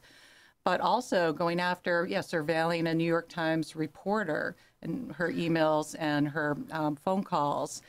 And this seems to be Sessions trying to curry favor with Trump and to stay in place while they do these horrific things that are un-American and cruel at our southern border, separating children and parents. I mean, people migrating to this country are coming for a reason. They're not watching CNN on the way up to find out what our foreign policy is. They're coming here for asylum. And the stories that are just starting to come out of a Honduran man killing himself because he was separated from his wife and his son. Mothers in Seattle last week, the congresswoman there interviewing them, they were brought up to a detention center here because they don't have enough place to house these children and people. They were ripped apart from their children when they crossed our border. I mean, this is not America. And now we have this week, literally, he's putting extra troops or DHS has extra watch on our northern border because Canada is our enemy. This is all happening at a super fast pace. A realignment, these things that are totally un-American. Yeah. We have to all beware. And the election this November is super important. I think when you were last on my program, I had been, before you came on, reading from Milton Mayer's book, They Thought They Were Free, about the transition that happened in Germany. It's worth mentioning again. That book, I think, is the bookend to your book. And even though I'm not even sure it's still in print, but it's still available. And it's remarkable. We were talking earlier in the hour about, I was asking the question in my first hour, what did Trump get in exchange for giving away the ending of our military exercises, setting aside the debate about whether we should continue doing them or whatever, but, it was a bargaining chip. Right. He spent that chip. And then also this gradual denuclearization being tied to gradual reductions of sanctions, which is completely the opposite of the United States position. But now China, Russia, and North Korea are all reporting that Trump gave that away too. Why?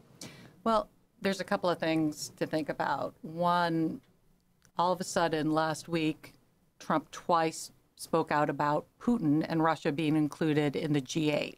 Really odd. All of a sudden, Putin reappears 5 months before our midterms. It was almost as if he were like reawakened by Putin, just time to start to, speak again and get involved, which is part of this whole world realignment and questions of what role Russia might have played in our election and what they have this compromising or what's the quid pro quo there. Or how much money he owes Russian oligarchs and billionaires. Right. And of course, the people are pointing to a Wall Street Journal interview where Putin had suggested giving up those South Korea exercises from January this year. Right. So, and China has protested them year after year for over several decades now. And of course, North Korea, I mean, Kim killed, or maybe it was his father, killed 40 American sailors protesting the exercises. It's almost as if we're splitting up the world into spheres, that we're going to have a sphere, the oligarchy that all over again. There's no common sense. I think for Trump, part of and a lot of what he does is stagecraft. He got exactly what he wanted from the media. He was made to look like a statesman. He was able to distract from all the other stories that he doesn't want covered.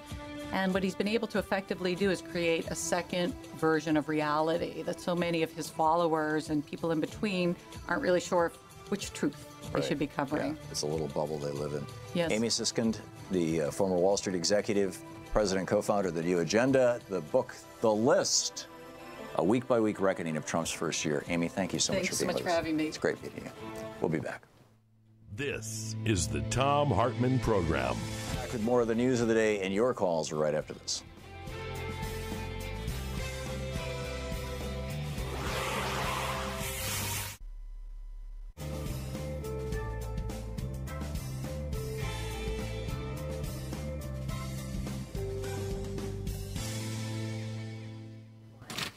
And welcome back.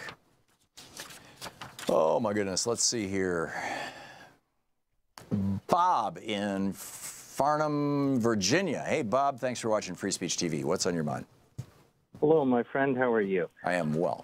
What's up? Like many of today's callers, I believe this is all the money. I think that the summit in Singapore was like the advertisement mailer that comes to your home in the mailbox from the timeshare company, advertising what they have for you. Trump has talked about Kim Jong-un visiting Washington. That's going to be his free weekend. As a wealthy employer once commented to me many years ago, he said, red, white, and blue, it's a lot of nonsense.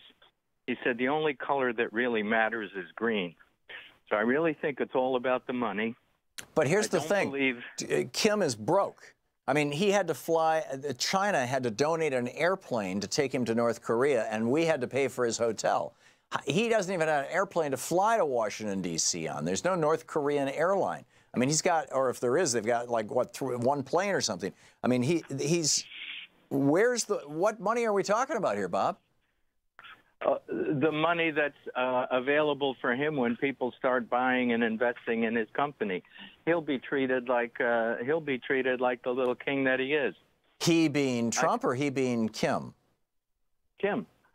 So you're saying that you think that Kim is going to go kind of Chinese version of communist capitalist, and he's going to start selling off his beachfront properties on the Pacific Ocean there, and Trump's going to build the hotels, and they're going to get rich together. Is that what you're saying? Exactly. I don't think that Trump has the United States, our policies, our security, our country, and in his thoughts. I think it's all about money. I think the same thing is true of many of the leaders around the world. It's all about money more than their country. And I think he gains, we are funding him. And the way he gets his funding from the United States, this being Trump, is he rings Pavlov's bells of patriotism. You and I were both weaned on John Wayne movies. Everybody's waving the flags. We watched all the early morning TV shows, Iwo Jima. We saw all this stuff. We thump our chests and we go to stadiums and sing the national anthem, and he tweaks that. He's got the government following him in lockstep. With a huge budget, they're funding him. He'll get anything he wants.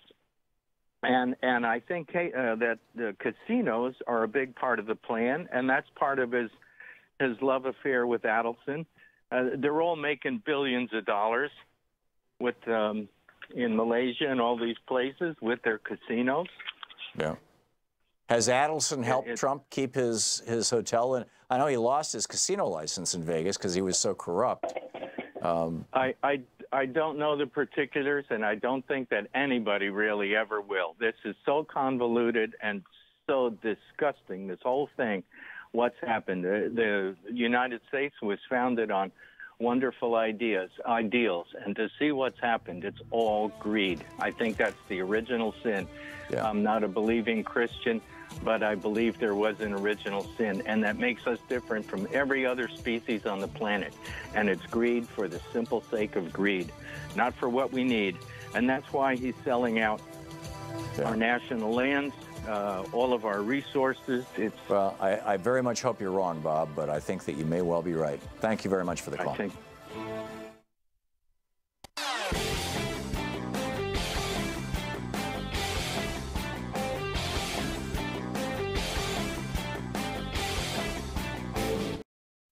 The Thom Hartmann Program is brought to you in part by the Aiden Forecast, an investment newsletter with weekly updates of leading market indicators and a monthly deep dive into what the details of the economy and the markets mean for investors and retirees. On the web at aidenmarkets.com.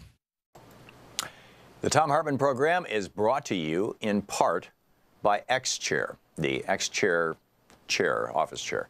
xchairthom.com is the website, xchairthom.com. Hartmann Program is brought to you in part by Super Beets. Super Beets are sourced from non-GMO beets, and they're packed with dietary nitrates, helping to produce nitric oxide for more energy, stamina, and support for healthy blood pressure levels naturally. For more information, call 800-223-8242 or visit tomsbeets.com.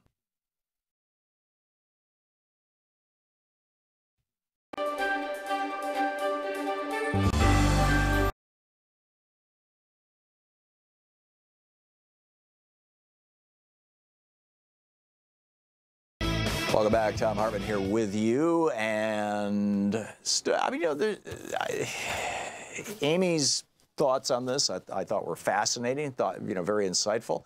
I'm also, just astonished by what's going on. It's almost like you have to have a time machine, just like the Germans in 1932-33 had to have a time machine to get a sense of what was going on. And in fact, probably maybe next week when I get around to it, I mean, we've got a lot packed up for the rest of the week here, but perhaps next week we'll sit down with They Thought They Were Free, Milton Mayer's book, and go back through some of the things that happened in Germany that led to the rise of Hitler. And well, not just the rise. I mean, that was 33, he seized power. But the shift, the transformation, keep in mind, Germany was a democratic republic when Hitler came to power. It was a functioning democracy, and had been for a while, and a social democracy as well. It was in the 1880s that Germany became the first country in the world to develop a single-payer healthcare program for all their people, for example. And how quickly that changed, and we look at how quickly America is changing right now. It's breathtaking. I mean, I don't know how to describe it beyond breathtaking. Ron in Buffalo, New York. Ron, your thoughts on what's going on today? I don't know if I can mention other shows on here, but there's another talk show that had a comparison of this whole Korean situation. When Obama took power, elected in 2008, in 2009, he sent some, I think it was Undersecretary of States, and that people have low-level meetings with Korea. Well, all these people on Fox News, I will name their names, Ann Coulter, Sean Hannity, Glenn Beck, who was there, O'Reilly, all these characters talking about King Obama, and this is appeasement, this horrible, terrible North Korean government, and they're killing people, they got concentration camps, and blah, blah, blah, blah. Okay, now this other talk show host she played all the same people talking about Trump. Right. He's a master dealer maker. This is a master stroke. He's Nobel Peace Prize candidate. What a wonderful thing. Yeah, I retweeted that. There's a clip of that this website, nowthisthat.com or something like that. It's one of these kind of new online news websites that does memes really well. They put together this about a minute and a half, 2-minute compilation. I played about 15 seconds of it yesterday on the air of, back and forth and back and forth and back and forth. And it becomes fairly obvious that Fox News is really Trump news, all Trump all the time. Trump can do no wrong. They don't give a damn about, what's best for the United States. Ron, thanks for the call. We'll be right back. You're listening to the Thom Hartmann Program. Call 202-808-9925. Back with your calls and more of the news of the day right after this.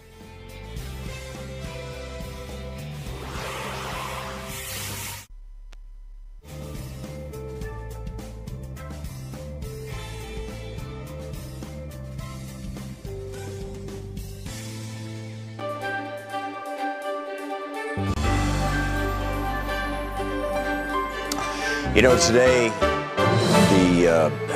the gravity of what happened in Korea is beginning to sink in, and we're all figuring out that that Trump basically gave away a bunch of stuff to Kim and elevated him from international pariah status to, equal to the President of the United States diplomat status, which is pretty bizarre. And the question that we're asking in today's program, or at least the first hour, is why? Why would Trump do that? This is something China wants and Russia wants, but it's not in the interest of the United States. Why would he do this the way he did it? I mean, having peace obviously is in the interest of the United States, but this goes way beyond that. So why? You're not hearing that on any of the corporate media. I mean, Rachel Maddow on her program last night asked that question a couple of times, but never tried to answer it and never dug into it. And that one show was it, as far as I could tell from everything I saw on other networks. Although I didn't watch all of them all the time or anything like that. I think here and Amy Goodman and others here on Free Speech TV were trying to answer that question. And it's real. This is the really important stuff. Who owns our president? Why does he do the things he does? Why is our country going the route it is? And serious, and not just, obviously, not just Trump. I mean, look at all the freak show, the horrors that are happening in his administration, in his cabinet. By and large, not discussed. With Scott Pruitt, they'll talk about, he just got a $34,000 or $43,000 silent phone booth. But there's no discussion of how much damage he just did to the water in the Mississippi River. None. Or in the Columbia River, or in the air around your home. And he's doing that damage right now. This is why Free Speech TV is so important. Yesterday, we nearly hit our $10,000 a day goal. We were a little over $9,000. I think it was around $9,200. So we've had two $9,000 days and two basically $1,000 days. And so we're still way behind. We need to hit $10,000 a day. Please help out now. If you can make a contribution of any amount, call 877-378-8669 right now and talk with them and let them know how you can help out, whether you can make a one-time gift, a contribution to Free Speech TV to help keep this network going, to keep this program coming into your home, or whether you can spread it out over the course of a year and make it $30 a month or $20 a month or even $10 a month. Whatever works for you and for your family. I mean, I don't want you to push your finances, But if you can afford to help out, this is a really important cause. Really important. And we don't get money from big corporations. We don't get money from the government, you know, unlike NPR and those groups. We are here with and by you. We're here with you, for you, and by your grace, right? Because your contributions literally keep this network going, and we must do that. So the premiums that we're offering today, with a $30 gift, you get a Free Speech TV refrigerator magnet, only available this way with a $30 gift. It says, "Is that true? Or did you hear that on Fox News?" I love it. It's a perfect gift for your Fox News watching friends, or the people who are the friends of the Fox News watching friends who are rolling their eyes constantly, right? With a $72 gift, you get the Free Speech TV water bottle. With a $120 gift, you get a copy of the Thom Hartmann Reader collection of each chapter is a different chapter from one of my various books, autographed by the author. With a $240 gift, you get Howard Zinn's People's History book and a DVD of the People's History of the United States, Howard Zinn, the great Howard Zinn, plus the Reverend William Barber's new book, The Third Reconstruction, which is brilliant. And by the way, the $120 gift, just my book, you can do that at $10 a month. The $240 gift, Howard Zinn's book and Reverend Barber's book, you can do that at $20 a month, $240. For $30 a month or $360, you get all the books and the DVD. My book, Howard Zinn's book, the Reverend Barber's book, and the DVD of People's History. That's with a $30 a month gift or a $360 gift. And with a $480 gift or $40 a month for a year, you get what we call the Everything Kit. And that is the did you hear it on Fox News magnet, the water bottle, my book, Reverend Barber's book, Howard Zinn's book, the DVD, all that stuff, everything, $480 or $40 a month. And with a $1,000 gift, come to Portland, and I'll take you to lunch, and we can have a nice conversation, spend about an hour together and hang out. So those are the premiums, but the really important thing is you're getting content here, you're getting news here, you're getting information here on Free Speech TV that you simply don't get anywhere else. And we have to keep this network going. And we need your help to do it, your help. So please call 877-378-8669 right now. Thank you so much.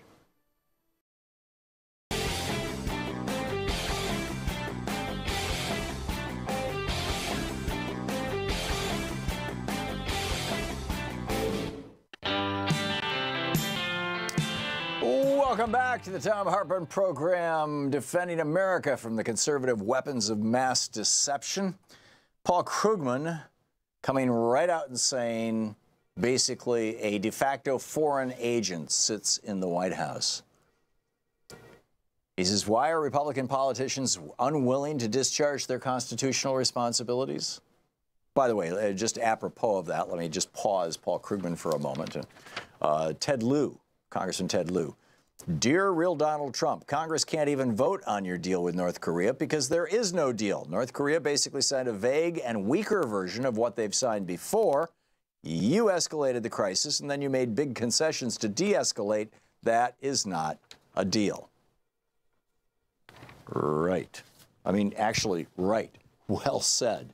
So anyhow, back to Paul Krugman. Why are Republican politicians unwilling to discharge their constitutional responsibility? Relatively few of them, one suspects, actually want a trade war, let alone a breakup of the Western alliance. And many of them, one also suspects, are well aware that a de facto foreign agent sits in the Oval Office. They are immobilized by a combination of venality and cowardice. Now, he's speaking about the Republican Party. So let me add that to our question for the day.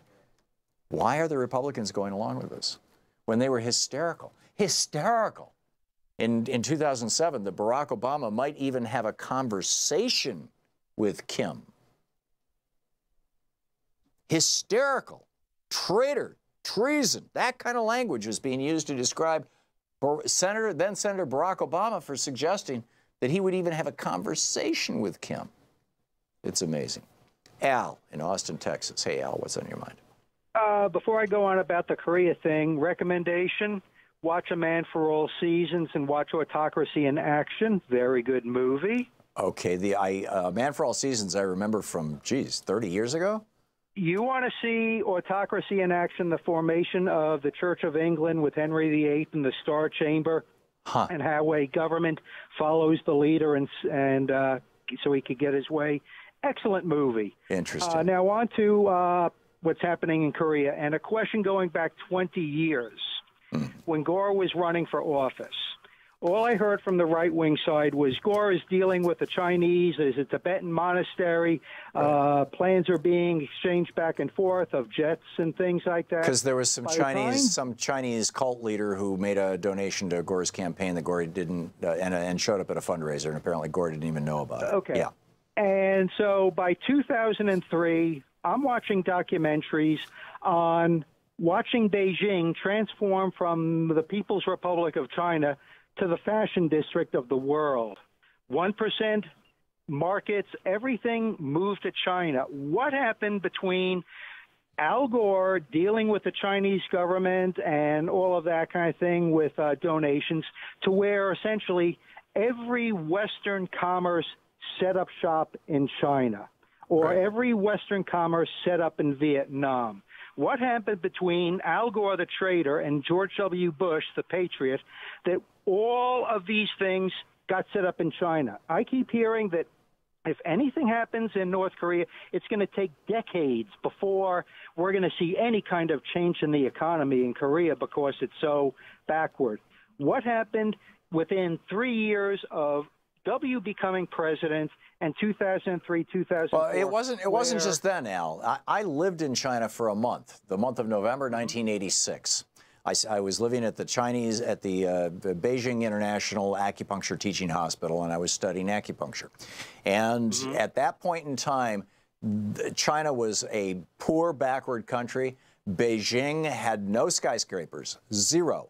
The tallest building in the city was the Hilton Hotel, and it was 10 stories. In fact, I went there for dinner one day when I was staying there, when I got tired of Chinese food, and in fact I could buy lunch for a penny, literally 1 cent U.S. for a full big lunch in China. I was paying I think $235 a week to the hospital for room, board, a one-on-one teacher who was a physician, an MD, and a one-on-one translator. I mean, that's how bad things were in China at the time. Dirt roads in the middle of all the neighborhoods, giant piles of coal sitting in the middle of the street for people, because this was November, for people to heat their houses with, horrible haze. And China transformed and that was 1986. And from November of 1986 until today, I mean, look at this radical transformation that has happened. And not just to today, until 2000. What happened in 2000 that you're talking about is that the Republicans, the control of the Republican Party by Wall Street and Main Street was completely solidified. And the Democrats had, they were just left with a couple of industries that they were sucking up to at that point in time, principally banking. And so it was like, hey, we can make more money in China. But the larger thing that happened was, we started doing these trade deals with China. I mean, it was Nixon started it. He opened the door to China. Reagan stepped it up. I'm not sure exactly when permanent PNTR happened, permanent normal trade relations. But that there was a very clear process in there where China was turned into the factory floor for America, and also Walmart. I mean, if you're old enough to remember this stuff, Al, Sam Walton, his slogan. I lived in Atlanta when the first Walmart opened there back in the late 70s, early 80s, or maybe it was the mid 80s, and the giant banner over the store. I remember when it opened. Louise and I went out there and checked it out. The giant banner over the store, 100% made in the USA. Or I'm not sure it said 100%, but it said "Made in the USA" on a banner, on a cloth banner that hung right over the Walmart sign, right above it. And of course, Sam Walton died, and his heirs took over, and and then the suits came in, and all of a sudden now you can't buy anything made in America in Walmart, or it's very difficult to find anything. So when it comes to North Korea, I really don't think it's going to take decades. It could be a few years. I agree. At this juncture. That's my point. And also, Of course, one of the things also I heard from a coworker who has properties in the Pacific Rim. I don't know what extent it is. You could probably do more research than me, but I'm going to look into it. Apparently, China is trying to establish some kind of highway system pretty much along the entire Asian seaboard there. Right. They're buying up properties left and right. My coworker is looking into this is part of their belt and it. whatever road program it is, yeah. So I have a feeling that North Korea factors into that, considering it's kind of on the I don't know if it is considered like an agricultural, let alone natural resource longitude, latitude position in terms of its agricultural system. But this minor concession, I'd like to think on the positive note that this ends the militarization. But in terms of a socioeconomic package that could happen within the next 20 or 30 years, we're going to be in the back seat, and essentially the Pacific Rim is going to have socioeconomic Well, what's happened is, dominion. from the point of view of American manufacturing, the cost of labor in China has gone up to the point that American manufacturers are going now to Vietnam, Malaysia, Indonesia, and the cost of manufacturing, Bangladesh, and the cost of manufacturing in those countries has now gone up. I mean, in China, wages that were 30 cents an hour 30 years ago are now $3 and $4 an hour. In Malaysia and Indonesia, it was 50 cents an hour. It's now up to $1.50, $2 an hour. If North Korea comes online, we're back to 30 cent an hour labor, at least for a decade. And so American manufacturers have to be, loving the idea of that. Al, thanks for the call. Excellent points, all. Jackie in Slinger, Wisconsin. Hey, Jackie, your thoughts? Yes, two things, I hope, if you'll allow me. One on Trump's plans. I believe we've seen his work on trying to dismantle the alliances of controlled capitalism and democratic socialist governments. And I think what he's trying to do is form new alliance that will be alliances of autocratic regimes. It certainly seems that way.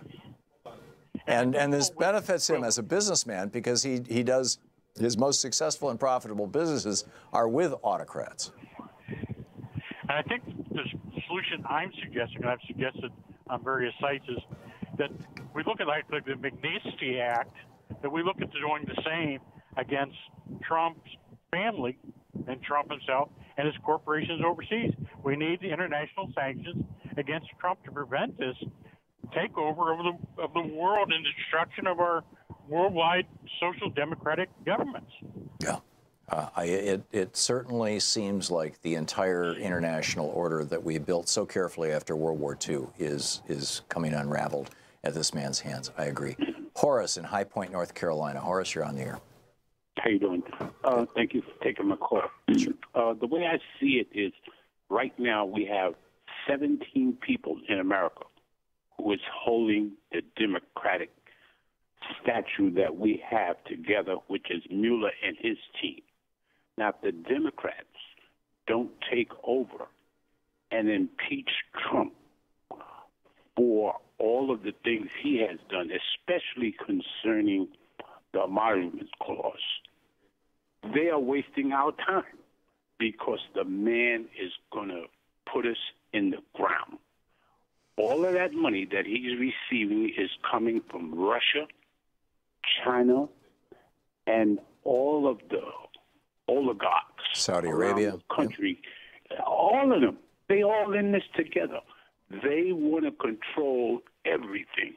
They have enough to last them a lifetime because when they die, they ain't going to put no money in those coffins. Yeah. They want everything for themselves, and they want us to have nothing. Yeah. And if they don't do something, the Democrats, and wake up and do their job, we're in trouble. Well said, Horace. Thank you very much. And thanks for listening to us there in North Carolina. It's 45 minutes past the hour. We're going to check in with Talk Media News in a few minutes. We'll be back. You're listening to Thom Hartmann. Visit ThomHartmann.com for audio and video archives. Back with more of the news of the day and your calls right after this.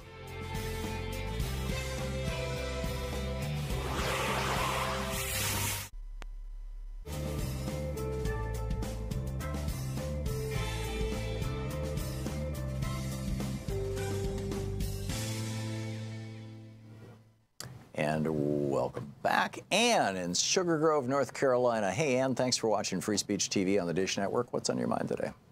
Oh, well, a couple little things, but it occurred to me while I was on hold. I think I've figured out why Trump wants to cancel our quote-unquote war games and save all that money. I think he wants to put the money towards his big military parade that he wants to have. Oh, yeah, but that's not going to cost that much. I get the humor of your point. You yes, get my point. Yeah. Yeah. But the real reason I called is the fact that I am so worked up about the dismantling of Social Security, Medicare, and Medicaid. I've just started Social Security a year ago in May. I got my first check. So I called my Senator Tom Tillis and Richard Burr, who are both worthless. And they actually told me, Tom Tillis's office actually said, oh, no, he's not going to be for, dismantling any of that. His mother's on Medicare. And I said, you know what? Tom Tillis is worth between $11 and $12 million. His mother will be fine if that's all taken away from us. And they don't even know what to say. But I always close out my comments with, let me quote, and I'm not going to say it on your program. But I'm closing out this conversation with you by quoting Rex Tillerson. He's a blanking moron, and I use the F-bomb on them, and they have no chance to say anything, and I just hang up on them. I'm telling you, I am so upset and so worked up as to what this man is doing. I'm 63. I'm a baby boomer like you. I grew up. We learned our enemies were Russia and China, and now he's making friends with them. And then he wants to take credentials away from a CNN reporter. Yeah, and it goes on and on. I mean, that's Amy Siskin's book, and all good points, very good points, and good on you for making those calls and for being an activist. I want to catch one more call here before the break. Steve in Phoenix, Arizona. Hey, Steve, thanks for watching Free Speech on Dish. What's up? Hey, Tom, I just want to remind everybody that this disaster has been brought to us by the destruction of the fairness doctrine, and this has thus allowed, the right-wing media, we all know who they are, to cheerlead endlessly for the corporations, and Citizen United has just finished things off. This damage that's being done to our country by these said people here, it couldn't be more damage to us than if it was done actually, like Krugman said, by a paid Soviet agent or a foreign agent. And I'll tell you, it's all about the money. And one thing the Democrats need to campaign on in 2018 and 2020, it's what they want to do for us, and also what the Republicans have done to us. Don't harp on about immigration quite so much. It's important, but as Bill said, it's all about the economy, stupid. Yeah, Bill Clinton, that would be. And so you're suggesting that Trump is not the source of the problems, but the symptoms, that this goes way, way back. I would absolutely agree with that. In fact, I would say this goes back to the Powell doctrine, to the Powell memo, excuse me. Exactly. 1970 it was early 1971 he wrote it. Yeah. And then he was put on the Supreme Court in 72 by Richard Nixon. It's been a slow drip. And then in 76 he authored the Buckley decision that said that giving money to politicians is free speech protected by the First Amendment. Yep, and this is the accumulation of all of this stuff, and I think it is about the money, and I think Trump probably does want to get a hotel in North Korea there and such, and I'm speechless basically. Yeah, I think a lot of us are, and we need to find our voices and we need to get active because this is not going to go away. It's going to get worse and worse. The more he gets away with, the more he'll get away with, and that's the bad news. Steve, thank you for the call.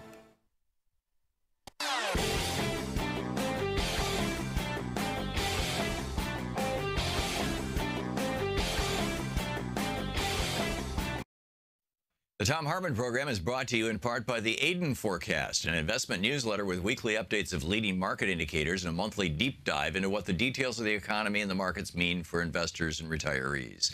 On the web at aidenmarkets.com.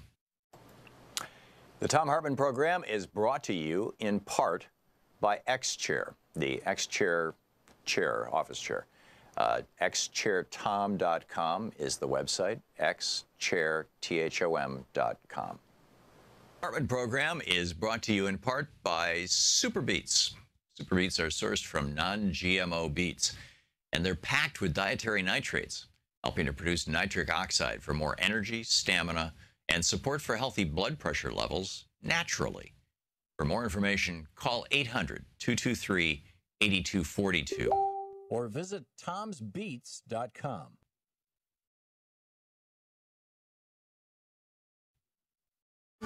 Want to connect with the show online? You can find the Thom Hartmann Program on Facebook, Twitter, and Instagram.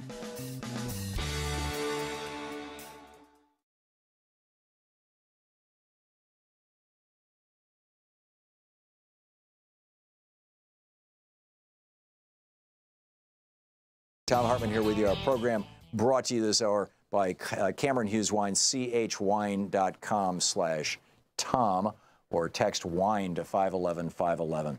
Let's check. Whoa. Oh, there she is. Yeah, let's check in with Ellen Ratner with Talk Media News and find out what's going on in the world. This report brought to you by goatsfortheoldgoat.com and Ellen Ratner's new book, Loving What You Do. Ellen, welcome back to the program. What's in the news? Well, thank you. Actually, the president today tweeted out that he was really supportive of Corey Stewart's win in Virginia. Now, Corey Stewart is an interesting guy. He denies that he's a white supremacist, but they've got him caught saying and doing things that support white supremacy. It's really quite astounding. And then he tweeted out about Mark Sanford yesterday. Now, Mark Sanford was the governor of South Carolina. He was absolutely somebody who, had an affair. It's true. He went to South America, said he was hiking the Appalachian Trail, and the president tweeted out that he would be better off in It seemed to me like Trump's tweet didn't flip that election because he tweeted it just a few hours before the polls closed, but that it was more Trump trying to be able to, the day after, claim credit for taking down an enemy, because Sanford had openly spoken out against Trump in the press repeatedly. What we don't know, however, is how many, because we haven't seen the exit polls, or how many people supported Trump and knew that Sanford was not supportive of Trump. Yeah. That's what we don't actually know. Yeah, that's an interesting one. What else is up? Okay. Well, there's a lot more news going on. There is what's happened is, as you know, Mueller is now on the highway of hits. Not only with Cohn, but also on what's happening with Ukraine, and had Russia interfered in Ukraine, which, of course, we all think they did. So that is another issue that is going on. Of course, we've interfered with every election going, Democratic election, including beginning in South America. So that is kind of interesting. There is also ZTE. As you know, Trump had exempted ZTE. This is the Chinese "we sell phones that spy on you" company. That's exactly correct. Well, so what's interesting is now the Senate wants to go in and say that Trump cannot interfere with ZTE, but of course Trump has the ability to not sign an agreement or not sign a bill, and then they would need the supermajority to pass the bill on ZTE, and this would be part of the defense authorization bill, which is always passed. I mean, it's never had a problem, but you never can tell. Well, it has to be passed because the Constitution, the founders are so worried about a standing army overthrowing a democratic government that they wrote into Article 1, Section 8 of the Constitution that the army may not exist for longer than 2 years without congressional renewal, without reauthorization. Right. And so we'll that's why it happens. It has to be done, or literally the Department of Defense ceases to exist with the exception of the Navy. The Navy is provided for in the Constitution with permanent funding, but only the Navy. So, all right, what's very interesting is that you have a look at California, which not every vote has still been counted, even though the primary was last week. But now it looks as if the Secretary of State has admitted that in November there is a petition to get on the state agreement to maybe split the state into 3 different sections. Can you believe it? California may not be California anymore. Well, and you may end up with 2 new Democratic senators and 2 new Republican senators, or maybe 4 new Democratic senators, depending on exactly how and where the split happens. In fact, that's going to be one of the questions that I'm going to be asking in the next hour of the program, particularly of our Californian listeners. Do you support or oppose California being split into 3? But I think splitting California into 3, I think splitting New York into 2, I think splitting Florida into 2, I think splitting Texas into 2, and giving statehood to both Puerto Rico and D.C. would go a long way to undoing the damage that, you know, only 2 senators per state and all these very rural, very low population states like Wyoming and Oklahoma have done to this country, where you've got a Republican majority in the United States Senate that represents fewer than 35% of Americans. Well, at the time the Constitution was made, when that rule happened, of course, America was very rural. Yeah, yeah, and Things have changed, you know. Yeah, right? and no, you're absolutely right. And, you know, in part it was to protect the small states, but it was also to protect the states like Georgia that had very small populations of eligible white male voters and large populations of slaves. And so, you know, just like the Electoral College, this whole 2 senators per state stuff is tied in with the original sin, one of the 2 original sins of this country, slavery. The other being, of course, the genocide of Native Americans, the most horrific human genocide in the history of the human race that we know of. Giving them infected blankets and things like that. Among Crazy. others, yeah, yeah. Okay, so now a federal judge said that Time Warner and AT&T can merge. It's $85+ billion, well, that's with the B dollars. And what's fascinating about that issue is that Trump had said, no, that's not going to happen. But, of course, now a federal judge said it would. It will obviously go to the appellate court and maybe even the Supreme Court. Fascinating. So they're overruling the Commerce Department on this. Absolutely. Amazing. Ellen Ratner with Talk Media News, brought to you by goatsfortheoldgoat.com and loving what you do. Thank you, Ellen. Thank you. We'll be back. You're listening to Thom Hartmann.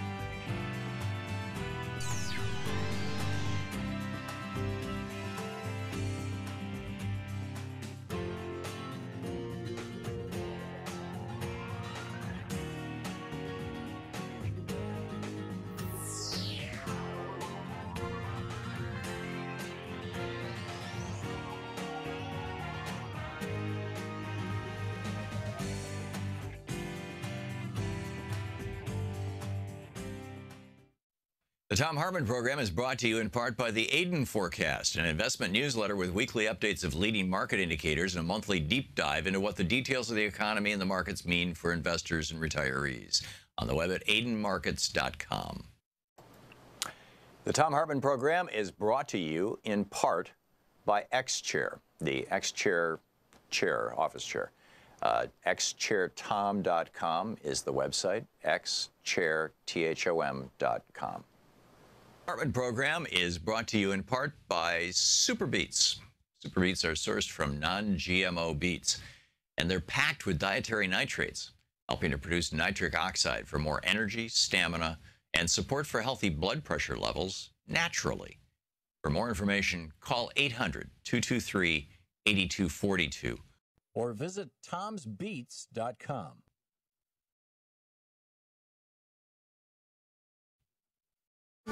Want to connect with the show online? You can find the Thom Hartmann Program on Facebook, Twitter, and Instagram.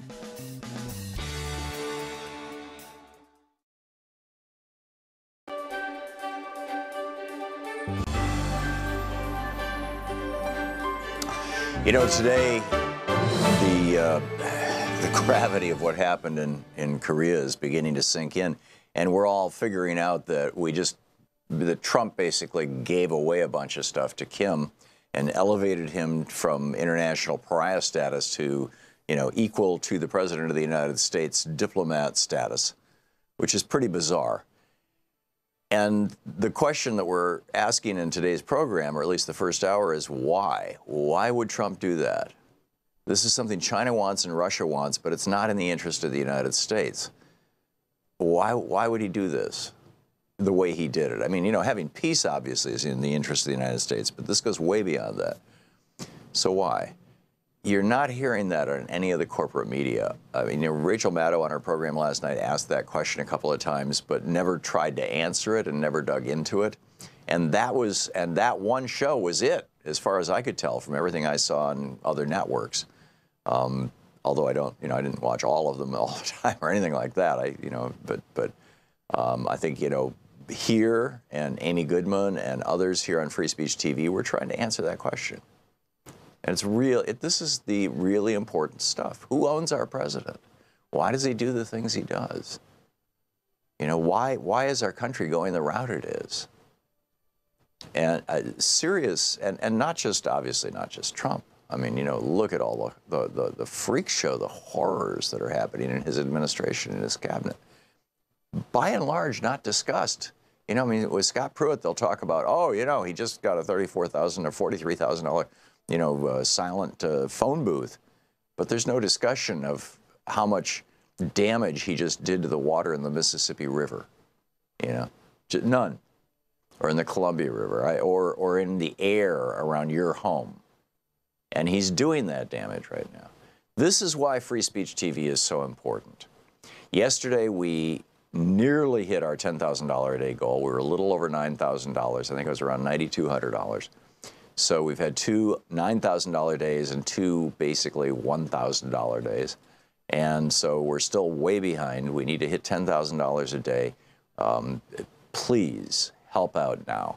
If you can make a contribution of any amount, call 877-378-8669 right now and talk with them and let them know how you can help out. Whether you can make a one-time gift, a contribution to Free Speech TV to help keep this network going, to keep this program coming into your home, or whether you can spread it out over the course of a year and make it $30 a month or $20 a month or even $10 a month. Whatever works for you and for your family. I mean, I don't want you to push your finances, but if you can afford to help out, this is a really important cause. Really important. And we don't get money from big corporations. We don't get money from the government, unlike NPR and those groups. We are here with and by you. We're here with you, for you, and by your grace, right? Because your contributions literally keep this network going, and we must do that.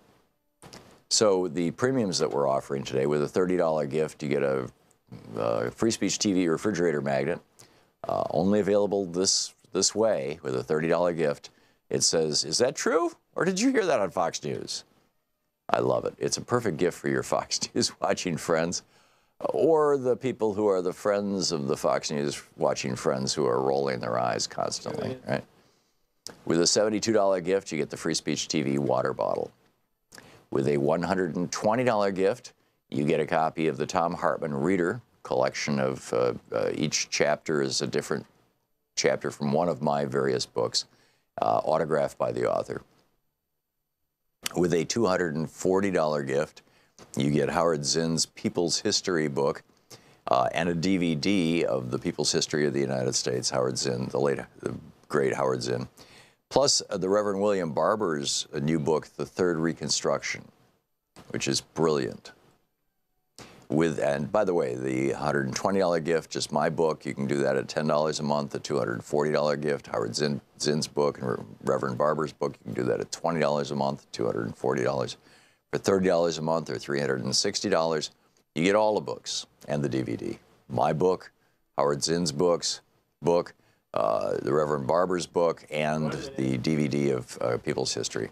That's with a $30 a month gift or a $360 gift. And with a $480 gift or $40 a month for a year, you get what we call the Everything Kit. And that is the did you hear it on Fox News magnet, the water bottle, my book, Reverend Barber's book, Howard Zinn's book, the DVD, all that stuff, everything, $480 or $40 a month. And with a $1,000 gift, come to Portland, and I'll take you to lunch, and we can have a nice conversation. Spend about an hour together and hang out. So those are the premiums, but the really important thing is you're getting content here, you're getting news here, you're getting information here on Free Speech TV that you simply don't get anywhere else. And we have to keep this network going. and we need your help to do it. Your help. So please call 877-378-8669 right now. Thank you so much.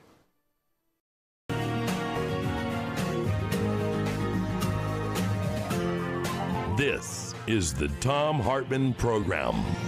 Welcome back. Thom Hartmann here with you, and I am super pleased and honored, happy, excited to have in the studio with me Professor Richard Silberstein. He is the founder of NeuroInsight at the moment. He is Professor Emeritus of Neuroscience at the Brain Sciences Institute at Swinburne University in Australia, where he served as the founding director. He was previously the head of the Department of Physics at that university. He was the head of the Department of Physics at Swinburne from 85 to 89. Foundation Director of the Brain Science Institute at Swinburne, the Honorary Senior Principal Research Fellow at the Howard Florey Institute of Medical Physiology, serves on the Executive Board of the International Society for Brain Electromagnetic Topography and the Pan-Pacific Conference for Brain Topography, as well as the Editorial Board of Brain Topography. He has a longstanding interest in functional brain imaging. He is the inventor of something called steady-state topography, a technique for mapping rapid changes in human brain activity. Professor Silberstein, it is wonderful having you with us. Thank you very much, Tom. It's been a while. You've been on our program before. Once before. I think from Australia, or was it when you were here? No, I was visiting. I was visiting at the time. Yep. Great. So you have been doing some just extraordinary research into attention deficit disorder and creativity. And to start at the beginning, what is creativity and what causes it?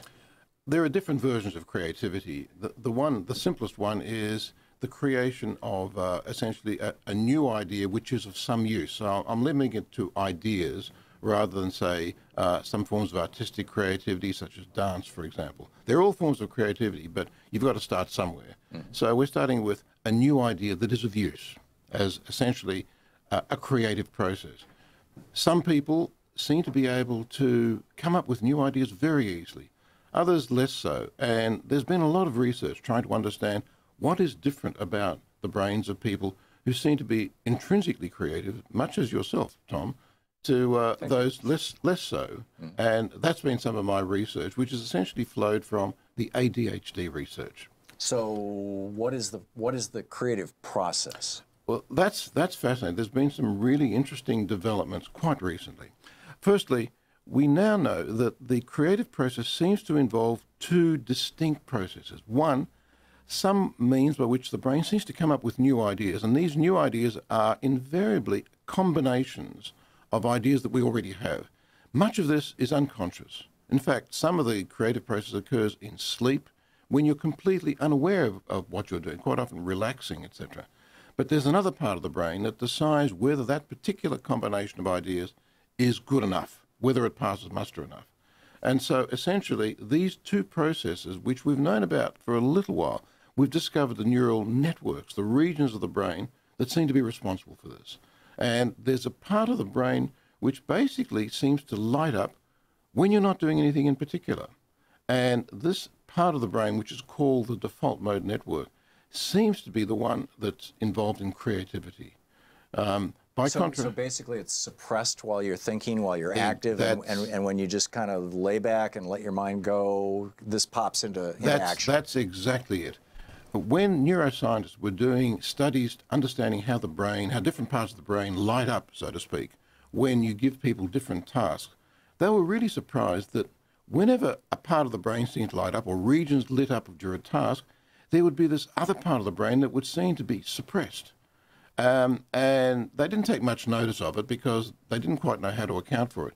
But when people were then relaxing... Sort of like dark matter. That's right. Or just relaxing, for example, in between tasks, this part of the brain really lit up, and the task-related parts of the brain died, quietened down. So there's this yin-yang, push-pull relationship between the two. And they first called this part the default mode because I thought it's the part of the brain that lights up when you're not doing anything in particular. But we know it's anything but just a default or not doing anything particular. It lights up when you're just daydreaming, when you're thinking about yourself, others, relationships. It seems to be associated with empathy as well, and that seems to be the part of the brain that seems to be involved in coming up with these new ideas. As I said, most of those unconscious. But there's another part of the brain, which is in the left frontal cortex, that seems to be the judgment network. That seems to be the region which sort of says, no, I don't think that idea passes muster. So you can have a paradoxical situation that brain injury can make you more creative. And it does that because if the judgment network is damaged, it becomes less effective. Well, so it lets everything through then. This is the story of Phineas Gage, isn't it? To a degree. He was the guy who back in the 1860s had a railroad spike go through his forehead and take out part of his brain that controls inhibition, and suddenly he started, and he'd been a God-fearing Christian, and suddenly he stared drinking and chasing prostitutes and swearing. Yep. You know. Getting into fights as well, etc., which he'd never done before. Right. But there are some forms of brain injury and also dementias, which, if they have frontotemporal dementias, if they affect this part of the brain, people for a while become much more creative. But unfortunately, generally, the quality of the creativity is not brilliant. So because there's no regulatory mechanism associated with it. That's it. That's right. Exactly it. So does this mean that if the average person spends more time or less time being hyper-focused on work or whatever's in front of them, you know, even the book they're reading, and a little more time just kicking back, for lack of a better word, that they're actually going to engage that so-called default network and they're going to become more creative? Yes. In fact, for some of the most important creative processes, quite often, let's say a scientist, you'll be thinking about a problem, thinking about different arrangements to solve that problem, getting nowhere.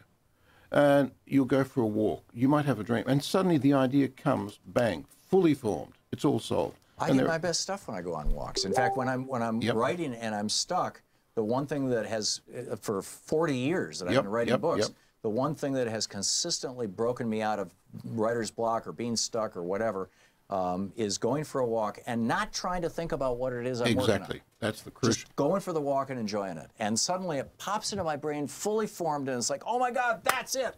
And I got to write it down. You know, okay. That's the default mode kicking in and the judgment network saying, hey, that's pretty good. I think I'll pass that into consciousness. Right. And you then wake up and say, my God, what a brilliant idea.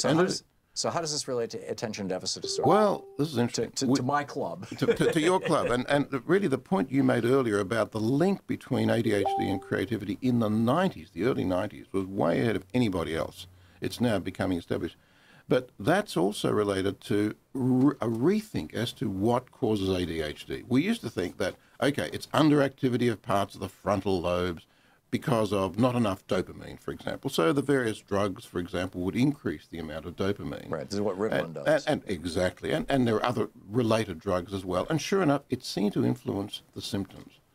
But now we think that we've misunderstood the whole process, that in fact, ADHD may not be so much too little neurotransmitter in a part of the brain, but a network, what they call a disorder, and I want to come back to this later. But basically what we think is happening is that when you're trying to focus on a particular task, if the default mode gets overactive and intrudes, it basically distracts you. So you start daydreaming, you start losing focus. And we think that ADHD now is essentially it's called a disorder where there is inadequate, if you will, control or suppression of the default mode when you're trying to do a task. And so now, of course, you can see where the link to creativity comes in. Because if, in fact, the default mode network is the network which is associated with the creation of new ideas, then essentially situations where, well, people who have an overactive or increasingly active default mode network can be, in fact, distracted. If that default mode network, for example, drives their motor cortex, which can happen, they become hyperactive. They become impulsive, for example. If it drives the visual cortex, they become visually distracted as well. So you can't have too much of a good thing. If the default mode network is overactive and particularly drives parts of the brain that are associated with negative emotion, that can be associated with depression. And in fact, there is a link between creativity and bipolar and depression as well. So fascinating. And that's related to the default mode network. So we're going to hit a break in just a second. What do we do with this knowledge? Well, we also understand two things, that there are methods by which you can maintain and control a balance. The issue is getting the balance between the task networks and the default mode network right, and being able to switch when you need to. And such methods as meditation, are ideally suited to control. In fact, if you think about mindfulness meditation, what you're doing is you are watching the default mode network kick in now and then, and you're telling it to control. You note the intrusive thoughts, you don't judge them, you put them down to one side, and you focus on either your breathing or whatever, or the other things that are happening during the meditative process. But in addition to that, there are other methodologies which we can talk after the break. Well, EEG neurofeedback. Exactly. I was talking with the inventor of the Muse device a couple of weeks ago. It's helped me tremendously. That's fascinating. We'll continue the conversation. I want to talk politics with you, if I may. As an Australian, as a keen observer of American politics, Richard and I have known each other for, decades. And one of my very, very closest friends, and I'm so glad he's here in the studio with us, Professor Richard Silverstein. He will be right back. It is 16 and a half minutes past the hour.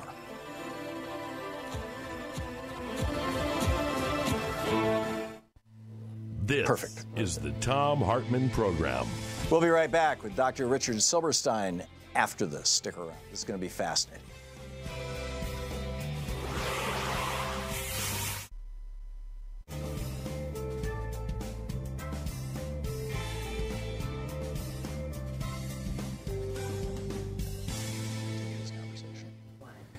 So, and welcome back. So, Richard, you and I were, as we were touring wine country yesterday afternoon, I was telling you, or maybe it was the day before that, I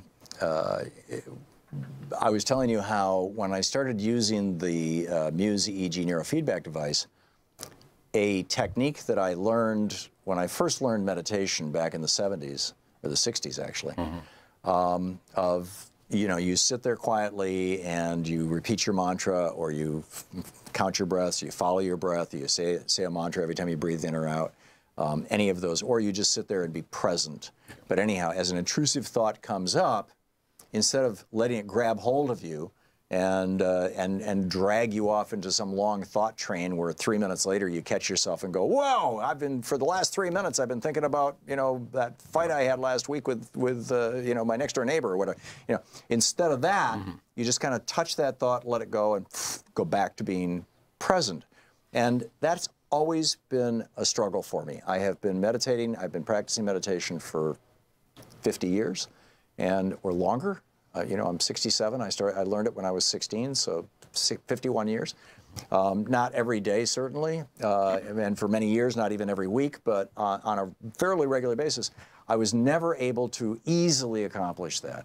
And using this biofeedback device, the Muse contraption, it's becoming easy for me to do that. Does that mean that I am curing my ADHD, or does that mean that I'm just achieving a more balanced state? And does that mean that when I was growing up, had I grown up in another time like the 19th century when dysregulation was less respectable and distractions were less frequent, that I probably would have acquired that skill in childhood that I'm now acquiring in my 60s? Yes, I mean, what you've also mentioned reminds me of a question that frequently comes up. If I control my ADHD symptoms, does that mean I become less creative, for example? And the issue here is the balance, particularly the dynamic balance between this default mode and these task-related modes. What neurotherapy does, and it relies on the intrinsic plasticity of the brain, is enable you to set a new dynamic balance. The problem with drugs, for example, is they push you into one state hard on, for example, the task-related state. Whereas what you really need to be able to do is to slip between these two states as you need. Now, sure, the default mode network, if it's overactive, can be associated with depression, but also it seems to be associated with empathy as well. And so it's been shown that people who are able to suppress their default mode network, really focus on tasks extraordinarily well, tend to have lower levels of empathy. And in fact, there's... So like Hitler's bookkeepers who organized everything about the Jews. Exactly. In fact, sociopathy.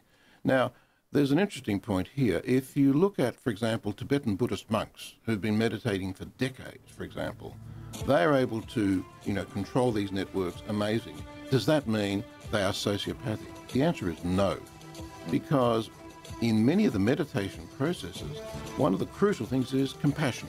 Yeah. And in fact, that's the Tibetan meditation. That's the focus. That's everything is compassion. Exactly. We'll be back with Professor Richard Silverstein right after this.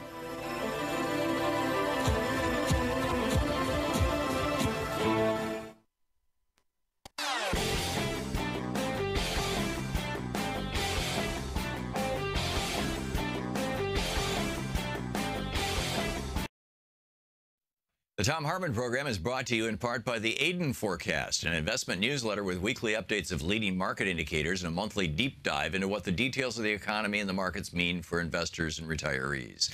On the web at aidenmarkets.com. The Thom Hartmann Program is brought to you in part by XChair, the XChair office chair. XChairTom.com is the website, XChairTHOM.com. Hartmann Program is brought to you in part by Super Beets. Super Beets are sourced from non-GMO beets, and they're packed with dietary nitrates, helping to produce nitric oxide for more energy, stamina, and support for healthy blood pressure levels naturally. For more information, call 800-223-8242 or visit tomsbeets.com.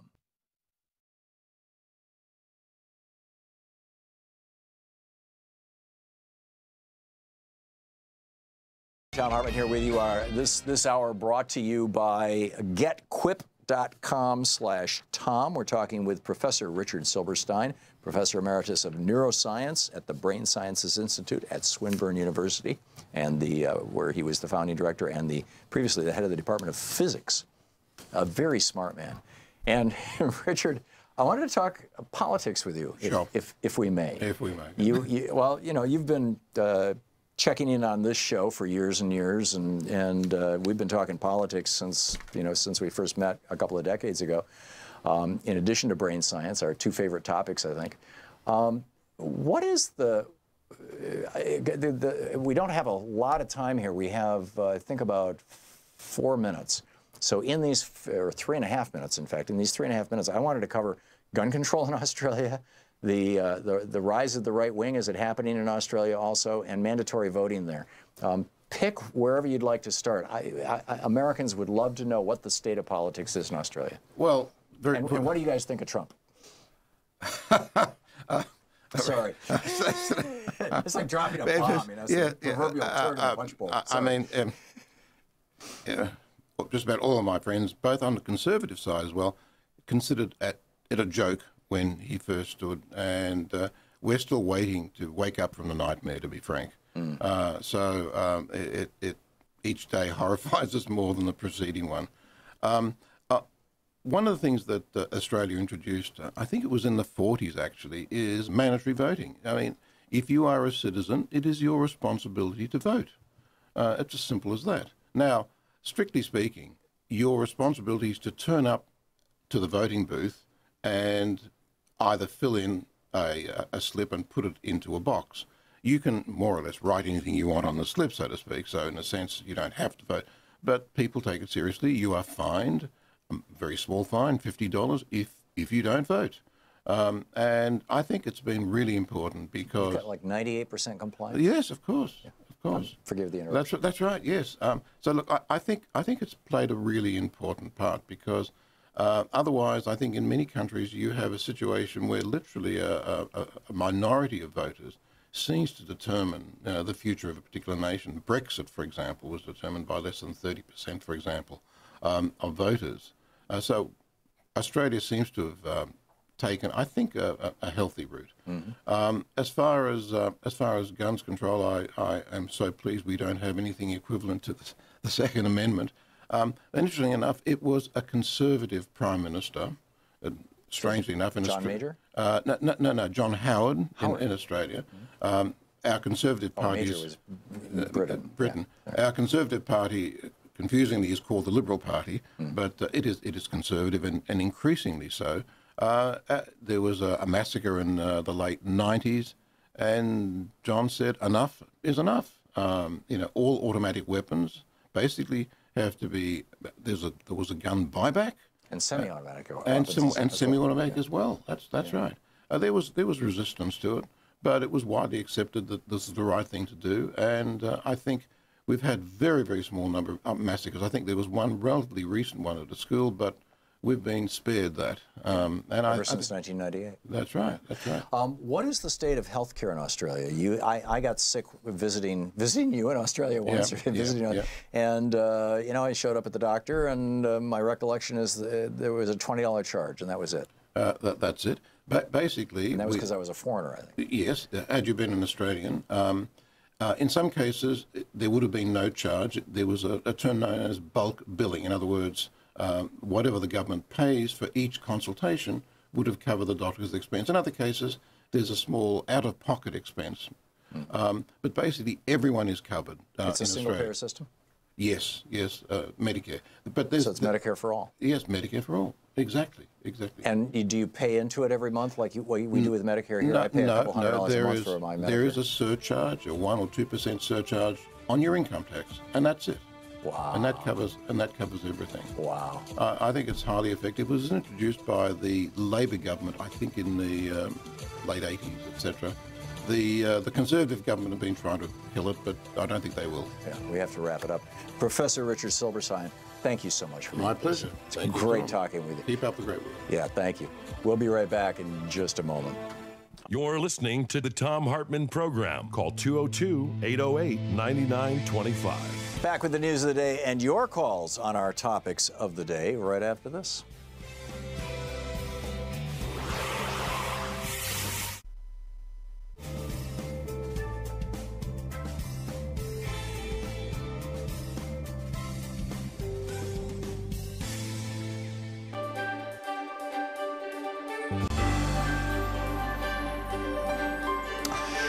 Today, the gravity of what happened in Korea is beginning to sink in, and we're all figuring out that that Trump basically gave away a bunch of stuff to Kim and elevated him from international pariah status to, equal to the President of the United States diplomat status, which is pretty bizarre.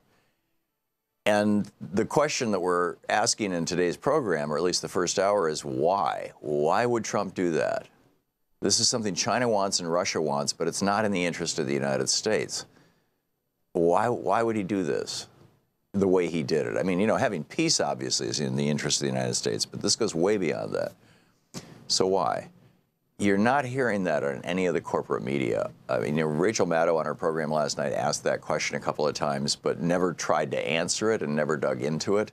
And that one show was it, as far as I could tell from everything I saw on other networks. Although I didn't watch all of them all the time or anything like that. I think, here and Amy Goodman and others here on Free Speech TV, we're trying to answer that question. And it's real. This is the really important stuff. Who owns our president? Why does he do the things he does? Why is our country going the route it is? And serious, and not just, obviously, not just Trump. I mean, look at all the freak show, the horrors that are happening in his administration and his cabinet. By and large, not discussed. With Scott Pruitt, they'll talk about, he just got a $34,000 or $43,000 silent phone booth. But there's no discussion of how much damage he just did to the water in the Mississippi River. None. Or in the Columbia River, or in the air around your home. And he's doing that damage right now. This is why Free Speech TV is so important. Yesterday, we nearly hit our $10,000 a day goal. We were a little over $9,000. I think it was around $9,200. So we've had two $9,000 days and two basically $1,000 days. And so we're still way behind. We need to hit $10,000 a day. Please help out now. If you can make a contribution of any amount, call 877-378-8669 right now and talk with them and let them know how you can help out. Whether you can make a one-time gift a contribution to Free Speech TV to help keep this network going, to keep this program coming into your home, or whether you can spread it out over the course of a year and make it $30 a month or $20 a month or even $10 a month. Whatever works for you and for your family. I mean, I don't want you to push your finances, but if you can afford to help out, this is a really important cause. Really important. And we don't get money from big corporations. We don't get money from the government, you know, unlike NPR and those groups. We are here with and by you. We're here with you, for you, and by your grace, right? Because your contributions literally keep this network going, and we must do that. So the premiums that we're offering today, with a $30 gift, you get a Free Speech TV refrigerator magnet, only available this way with a $30 gift. It says, "Is that true? Or did you hear that on Fox News?" I love it. It's a perfect gift for your Fox News watching friends, or the people who are the friends of the Fox News watching friends who are rolling their eyes constantly, right? With a $72 gift, you get the Free Speech TV water bottle. With a $120 gift, you get a copy of the Thom Hartmann Reader collection of each chapter is a different chapter from one of my various books, autographed by the author. With a $240 gift, you get Howard Zinn's People's History book and a DVD of the People's History of the United States, Howard Zinn, the great Howard Zinn, plus the Reverend William Barber's new book, The Third Reconstruction, which is brilliant. And by the way, the $120 gift, just my book, you can do that at $10 a month. The $240 gift, Howard Zinn's book and Reverend Barber's book, you can do that at $20 a month, $240. For $30 a month or $360, you get all the books and the DVD. My book, Howard Zinn's book, the Reverend Barber's book, and the DVD of People's History. That's with a $30 a month gift or a $360 gift. And with a $480 gift or $40 a month for a year, you get what we call the Everything Kit. And that is the Did You Hear It on Fox News magnet, the water bottle, my book, Reverend Barber's book, Howard Zinn's book, the DVD, all that stuff, everything, $480 or $40 a month. And with a $1,000 gift, come to Portland, and I'll take you to lunch, and we can have a nice conversation, spend about an hour together and hang out. So those are the premiums, but the really important thing is you're getting content here, you're getting news here, you're getting information here on Free Speech TV that you simply don't get anywhere else. And we have to keep this network going. And we need your help to do it. Your help. So please call 877-378-8669 right now. Thank you so much.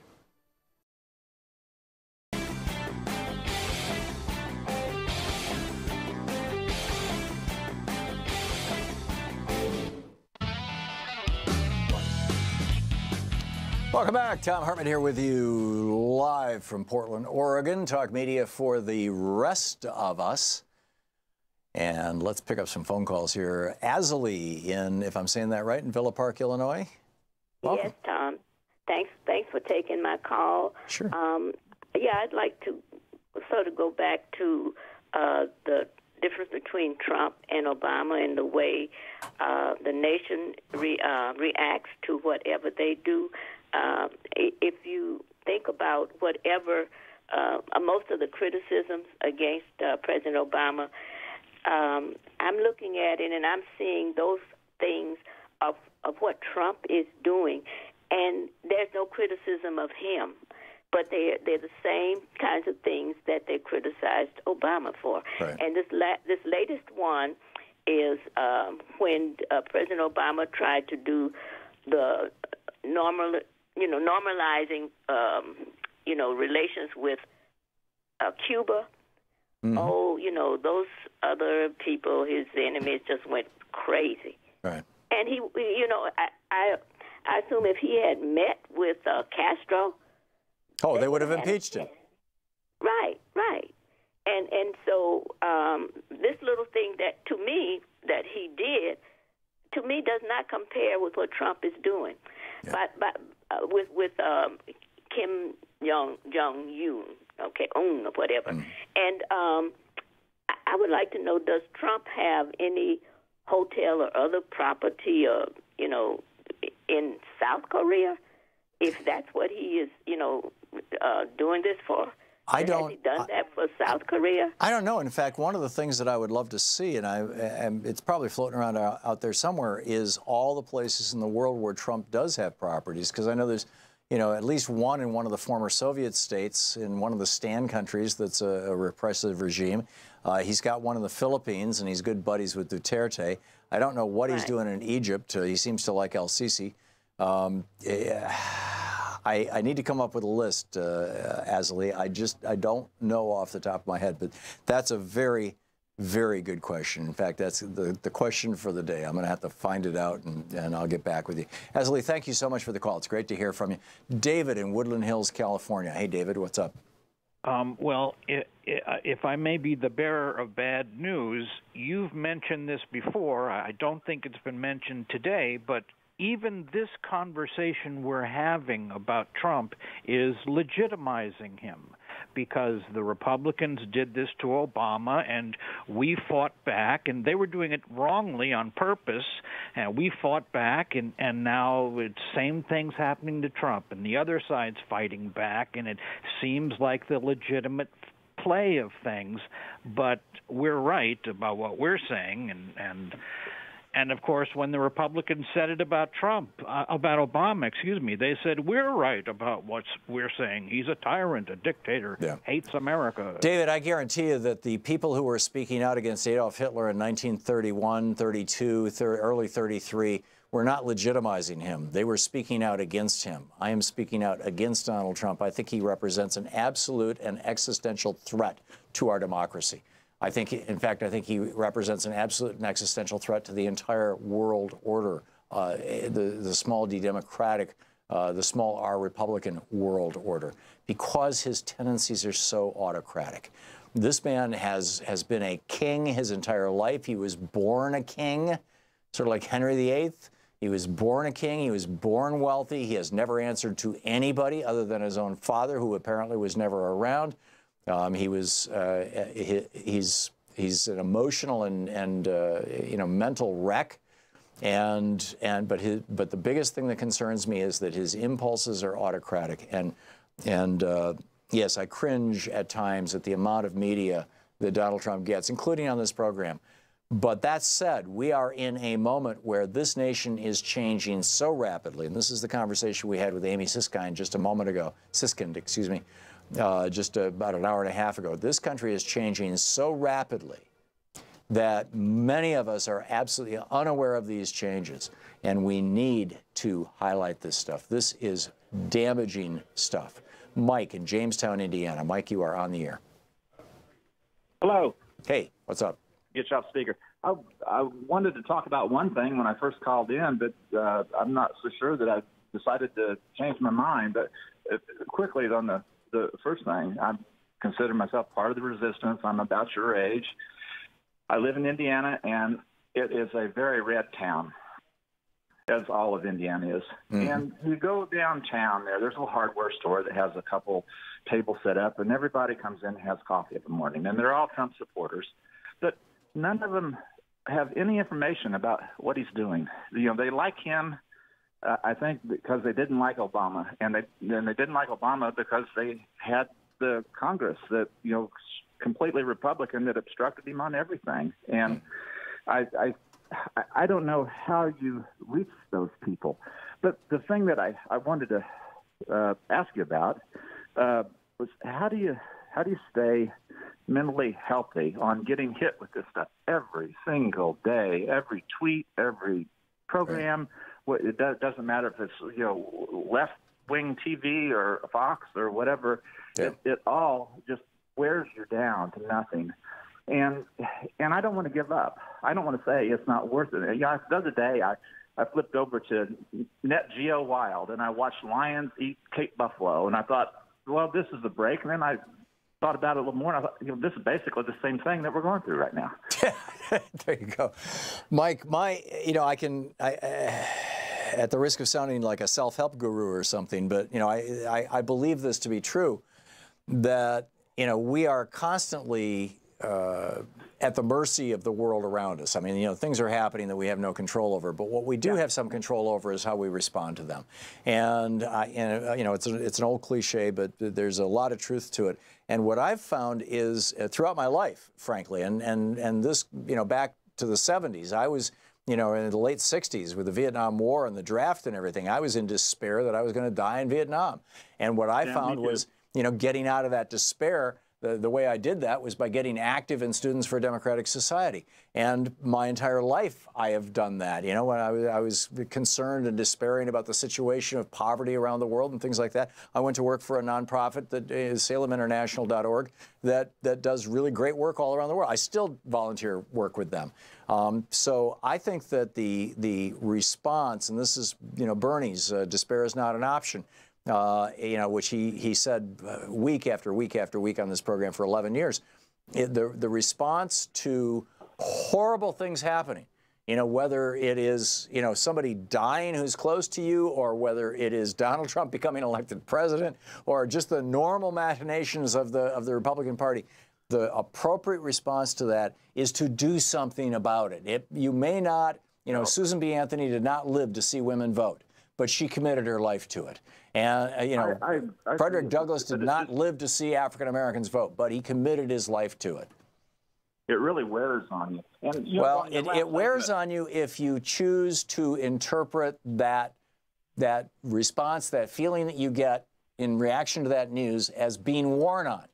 I choose to interpret it, and I think, maybe there's an element of not choice in this, and that's, this is Richard Silverstein's area, not mine, but when I catch myself going, oh my God, the next thought almost automatically is, what can I do about that? Even if it's just, complaining about it on Facebook, that's doing something. Oh, I complain about it on my Twitter account all the time. There you go. Another thing that may interest you is that I didn't know you were rolling over into your segment that you did with your guest a while ago, and I have a pair of twins. They're 26, I guess, and the boy, we thought he had ADHD. As it turns out, he has real high Asperger's, which is like a first cousin of it, as I understand. Well, no, that means he's on the autistic spectrum. Is that what it is? On the autism spectrum, yeah. It's very, very light autism, essentially. Well, I believe. Yeah, that's right. Yes, Richard says yes. They tried to medicate him, and it didn't work. No, he's real high functioning. He graduated from college. He has a degree in history and political science. And one of the things that bothers me is that this news really changes his behavior, the way he feels about stuff day to day. He just is so upset about it, Yes. And he's he's not that social, but he's fine. He's just he works. He's got a full-time job. He drives himself back, but he does great. He's he's you wouldn't even know it, that anything was, right. We just let it go, and he's done really well. He's the smartest kid you would ever meet. Well, if the question that you're asking, Mike, is how can he better cope with the barrage of bad news every day? I would give the same advice. I don't know if there's any better advice than if he is inclined to be active, if he's inclined to be part. He's a smart kid. He's got a lot to contribute. If he wants to show up at the local Democratic Party or show up at drinking liberally or whatever, or if he's not so social, there's a million things that can be done online. He was 34 out of 36 on his ACT score. Yeah. See that, which is these are the folks we need involved. Mike, I've got to move along, but thank you for the call and good, very best to your son. Thank you very much. Reggie in DeSoto, Texas. Hey, Reggie, what's on your mind? Hello, Tom. Hey, Reggie. Appreciate you having me on the show. Basically, my answer to your question about why Trump gave up the store can be made very short, Tom. In fact, there are a number of reasons, but the main reasons are the two P's, Putin and power, which includes money, no doubt. And there's no question, Tom, the evidence is out there. And to me, a better question is how long will the American people continue to be naive and keep overlooking the fact that this man is a traitor? He's worse than Benedict Arnold. He's a con man and the worst kind of a mafia-style crook. And if we don't wake up and stop sleepwalking, do what we need to do, Democrats, Republicans, Independents, to get him out of office, he is guaranteed to destroy what can still be a beautiful country. Listening to Thom Hartmann. Visit ThomHartmann.com for audio and video archives. Reggie said it well. And this is, which leads to obviously the debate about impeachment, but we'll get back. We'll be right back.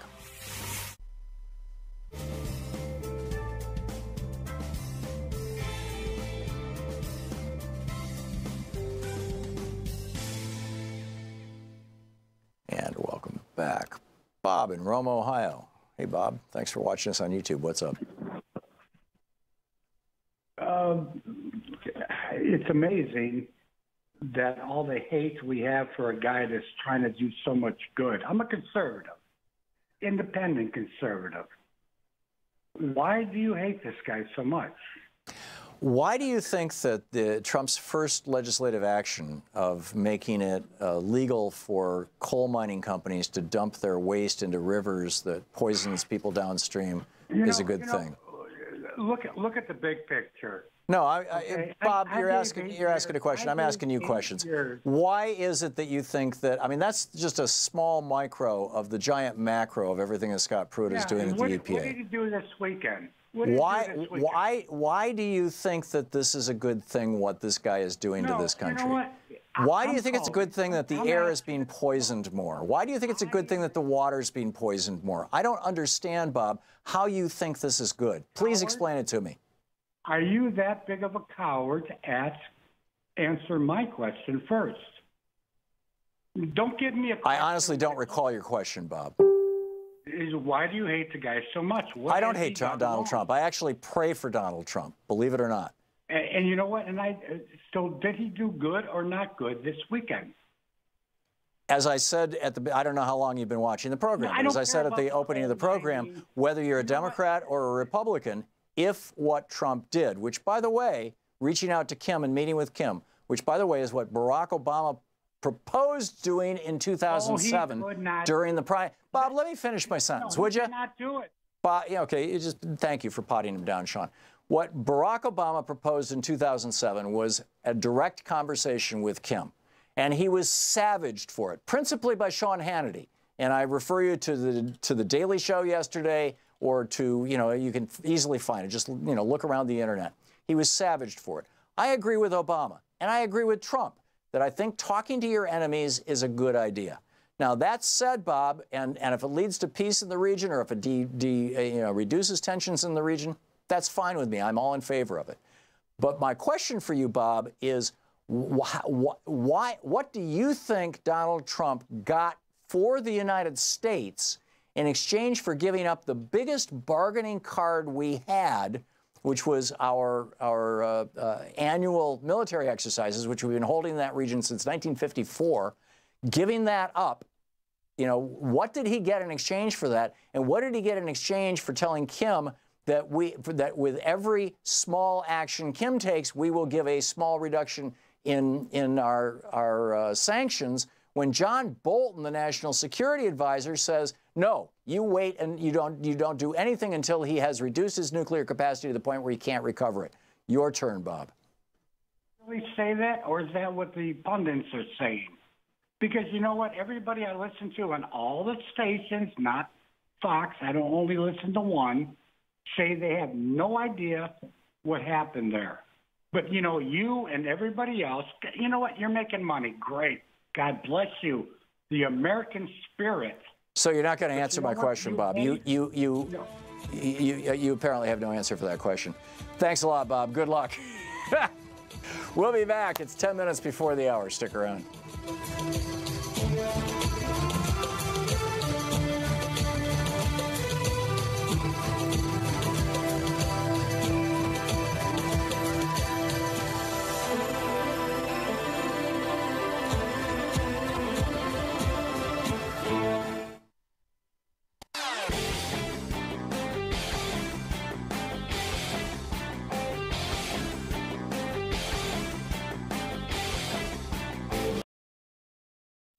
The Thom Hartmann Program is brought to you in part by the Aiden Forecast, an investment newsletter with weekly updates of leading market indicators and a monthly deep dive into what the details of the economy and the markets mean for investors and retirees. On the web at aidenmarkets.com. The Thom Hartmann Program is brought to you in part by X-Chair, the X-Chair office chair. xchairtom.com is the website, xchairtom.com. Hartmann Program is brought to you in part by Super Beets. Super Beets are sourced from non-GMO beets, and they're packed with dietary nitrates, helping to produce nitric oxide for more energy, stamina, and support for healthy blood pressure levels naturally. For more information, call 800-223-8242 or visit tomsbeets.com.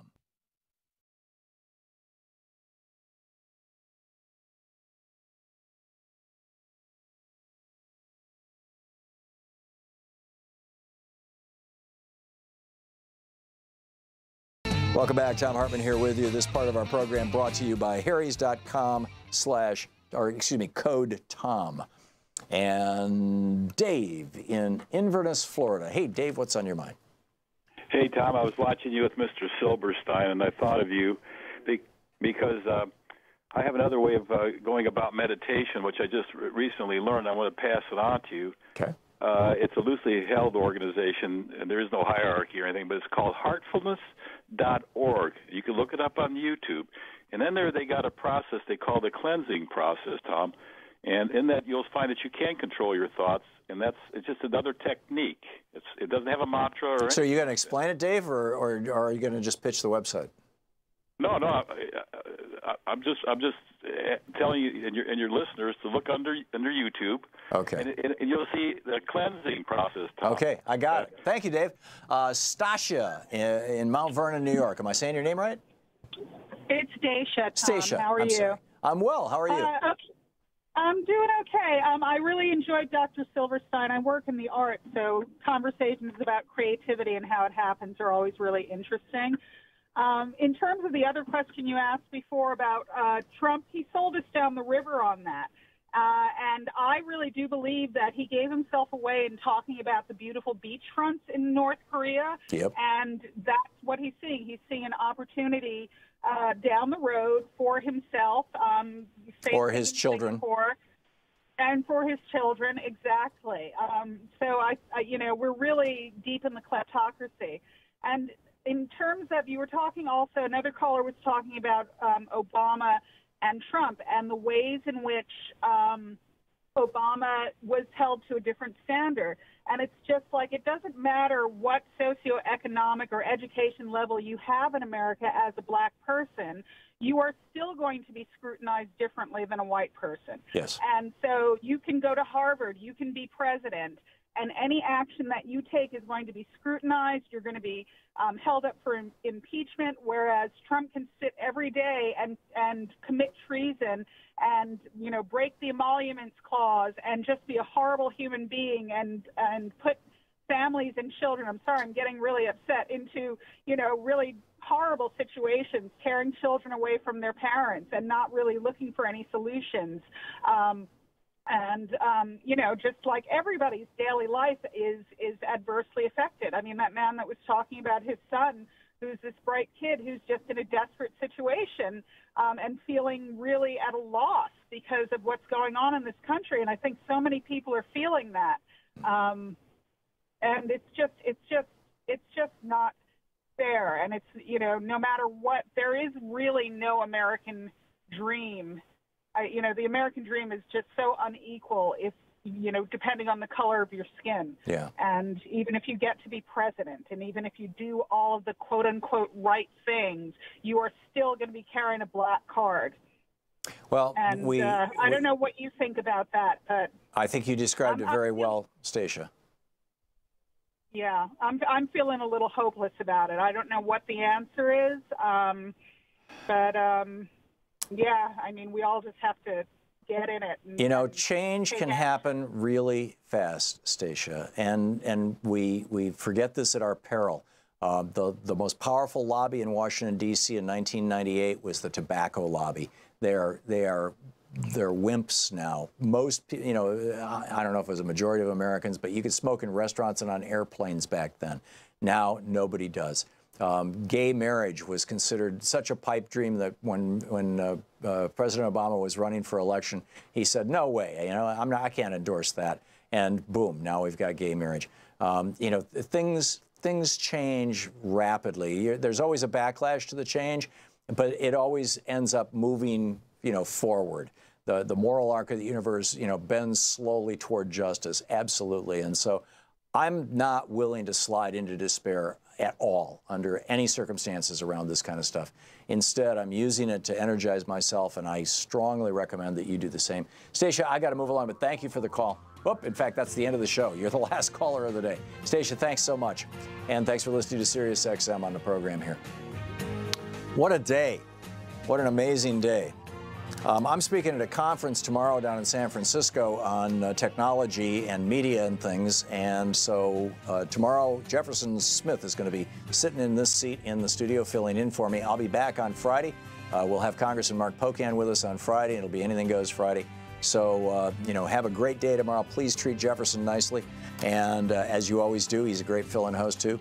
And don't forget, democracy is not a spectator sport. It requires all of us. All of us means you, too. So please find a way to get involved. Get out there, get active, tag, you're it. You've been listening to Thom Hartmann. For audio and video archives, visit thomhartmann.com.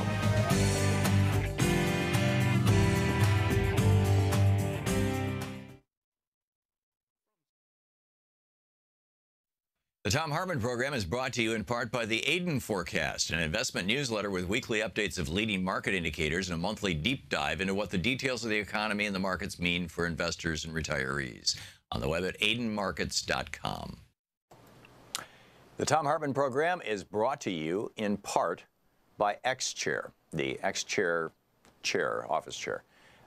xchairthom.com is the website, xchairthom.com. Hartmann Program is brought to you in part by Super Beets. Super Beets are sourced from non-GMO beets, and they're packed with dietary nitrates, helping to produce nitric oxide for more energy, stamina, and support for healthy blood pressure levels naturally. For more information, call 800-223-8242 or visit tomsbeets.com.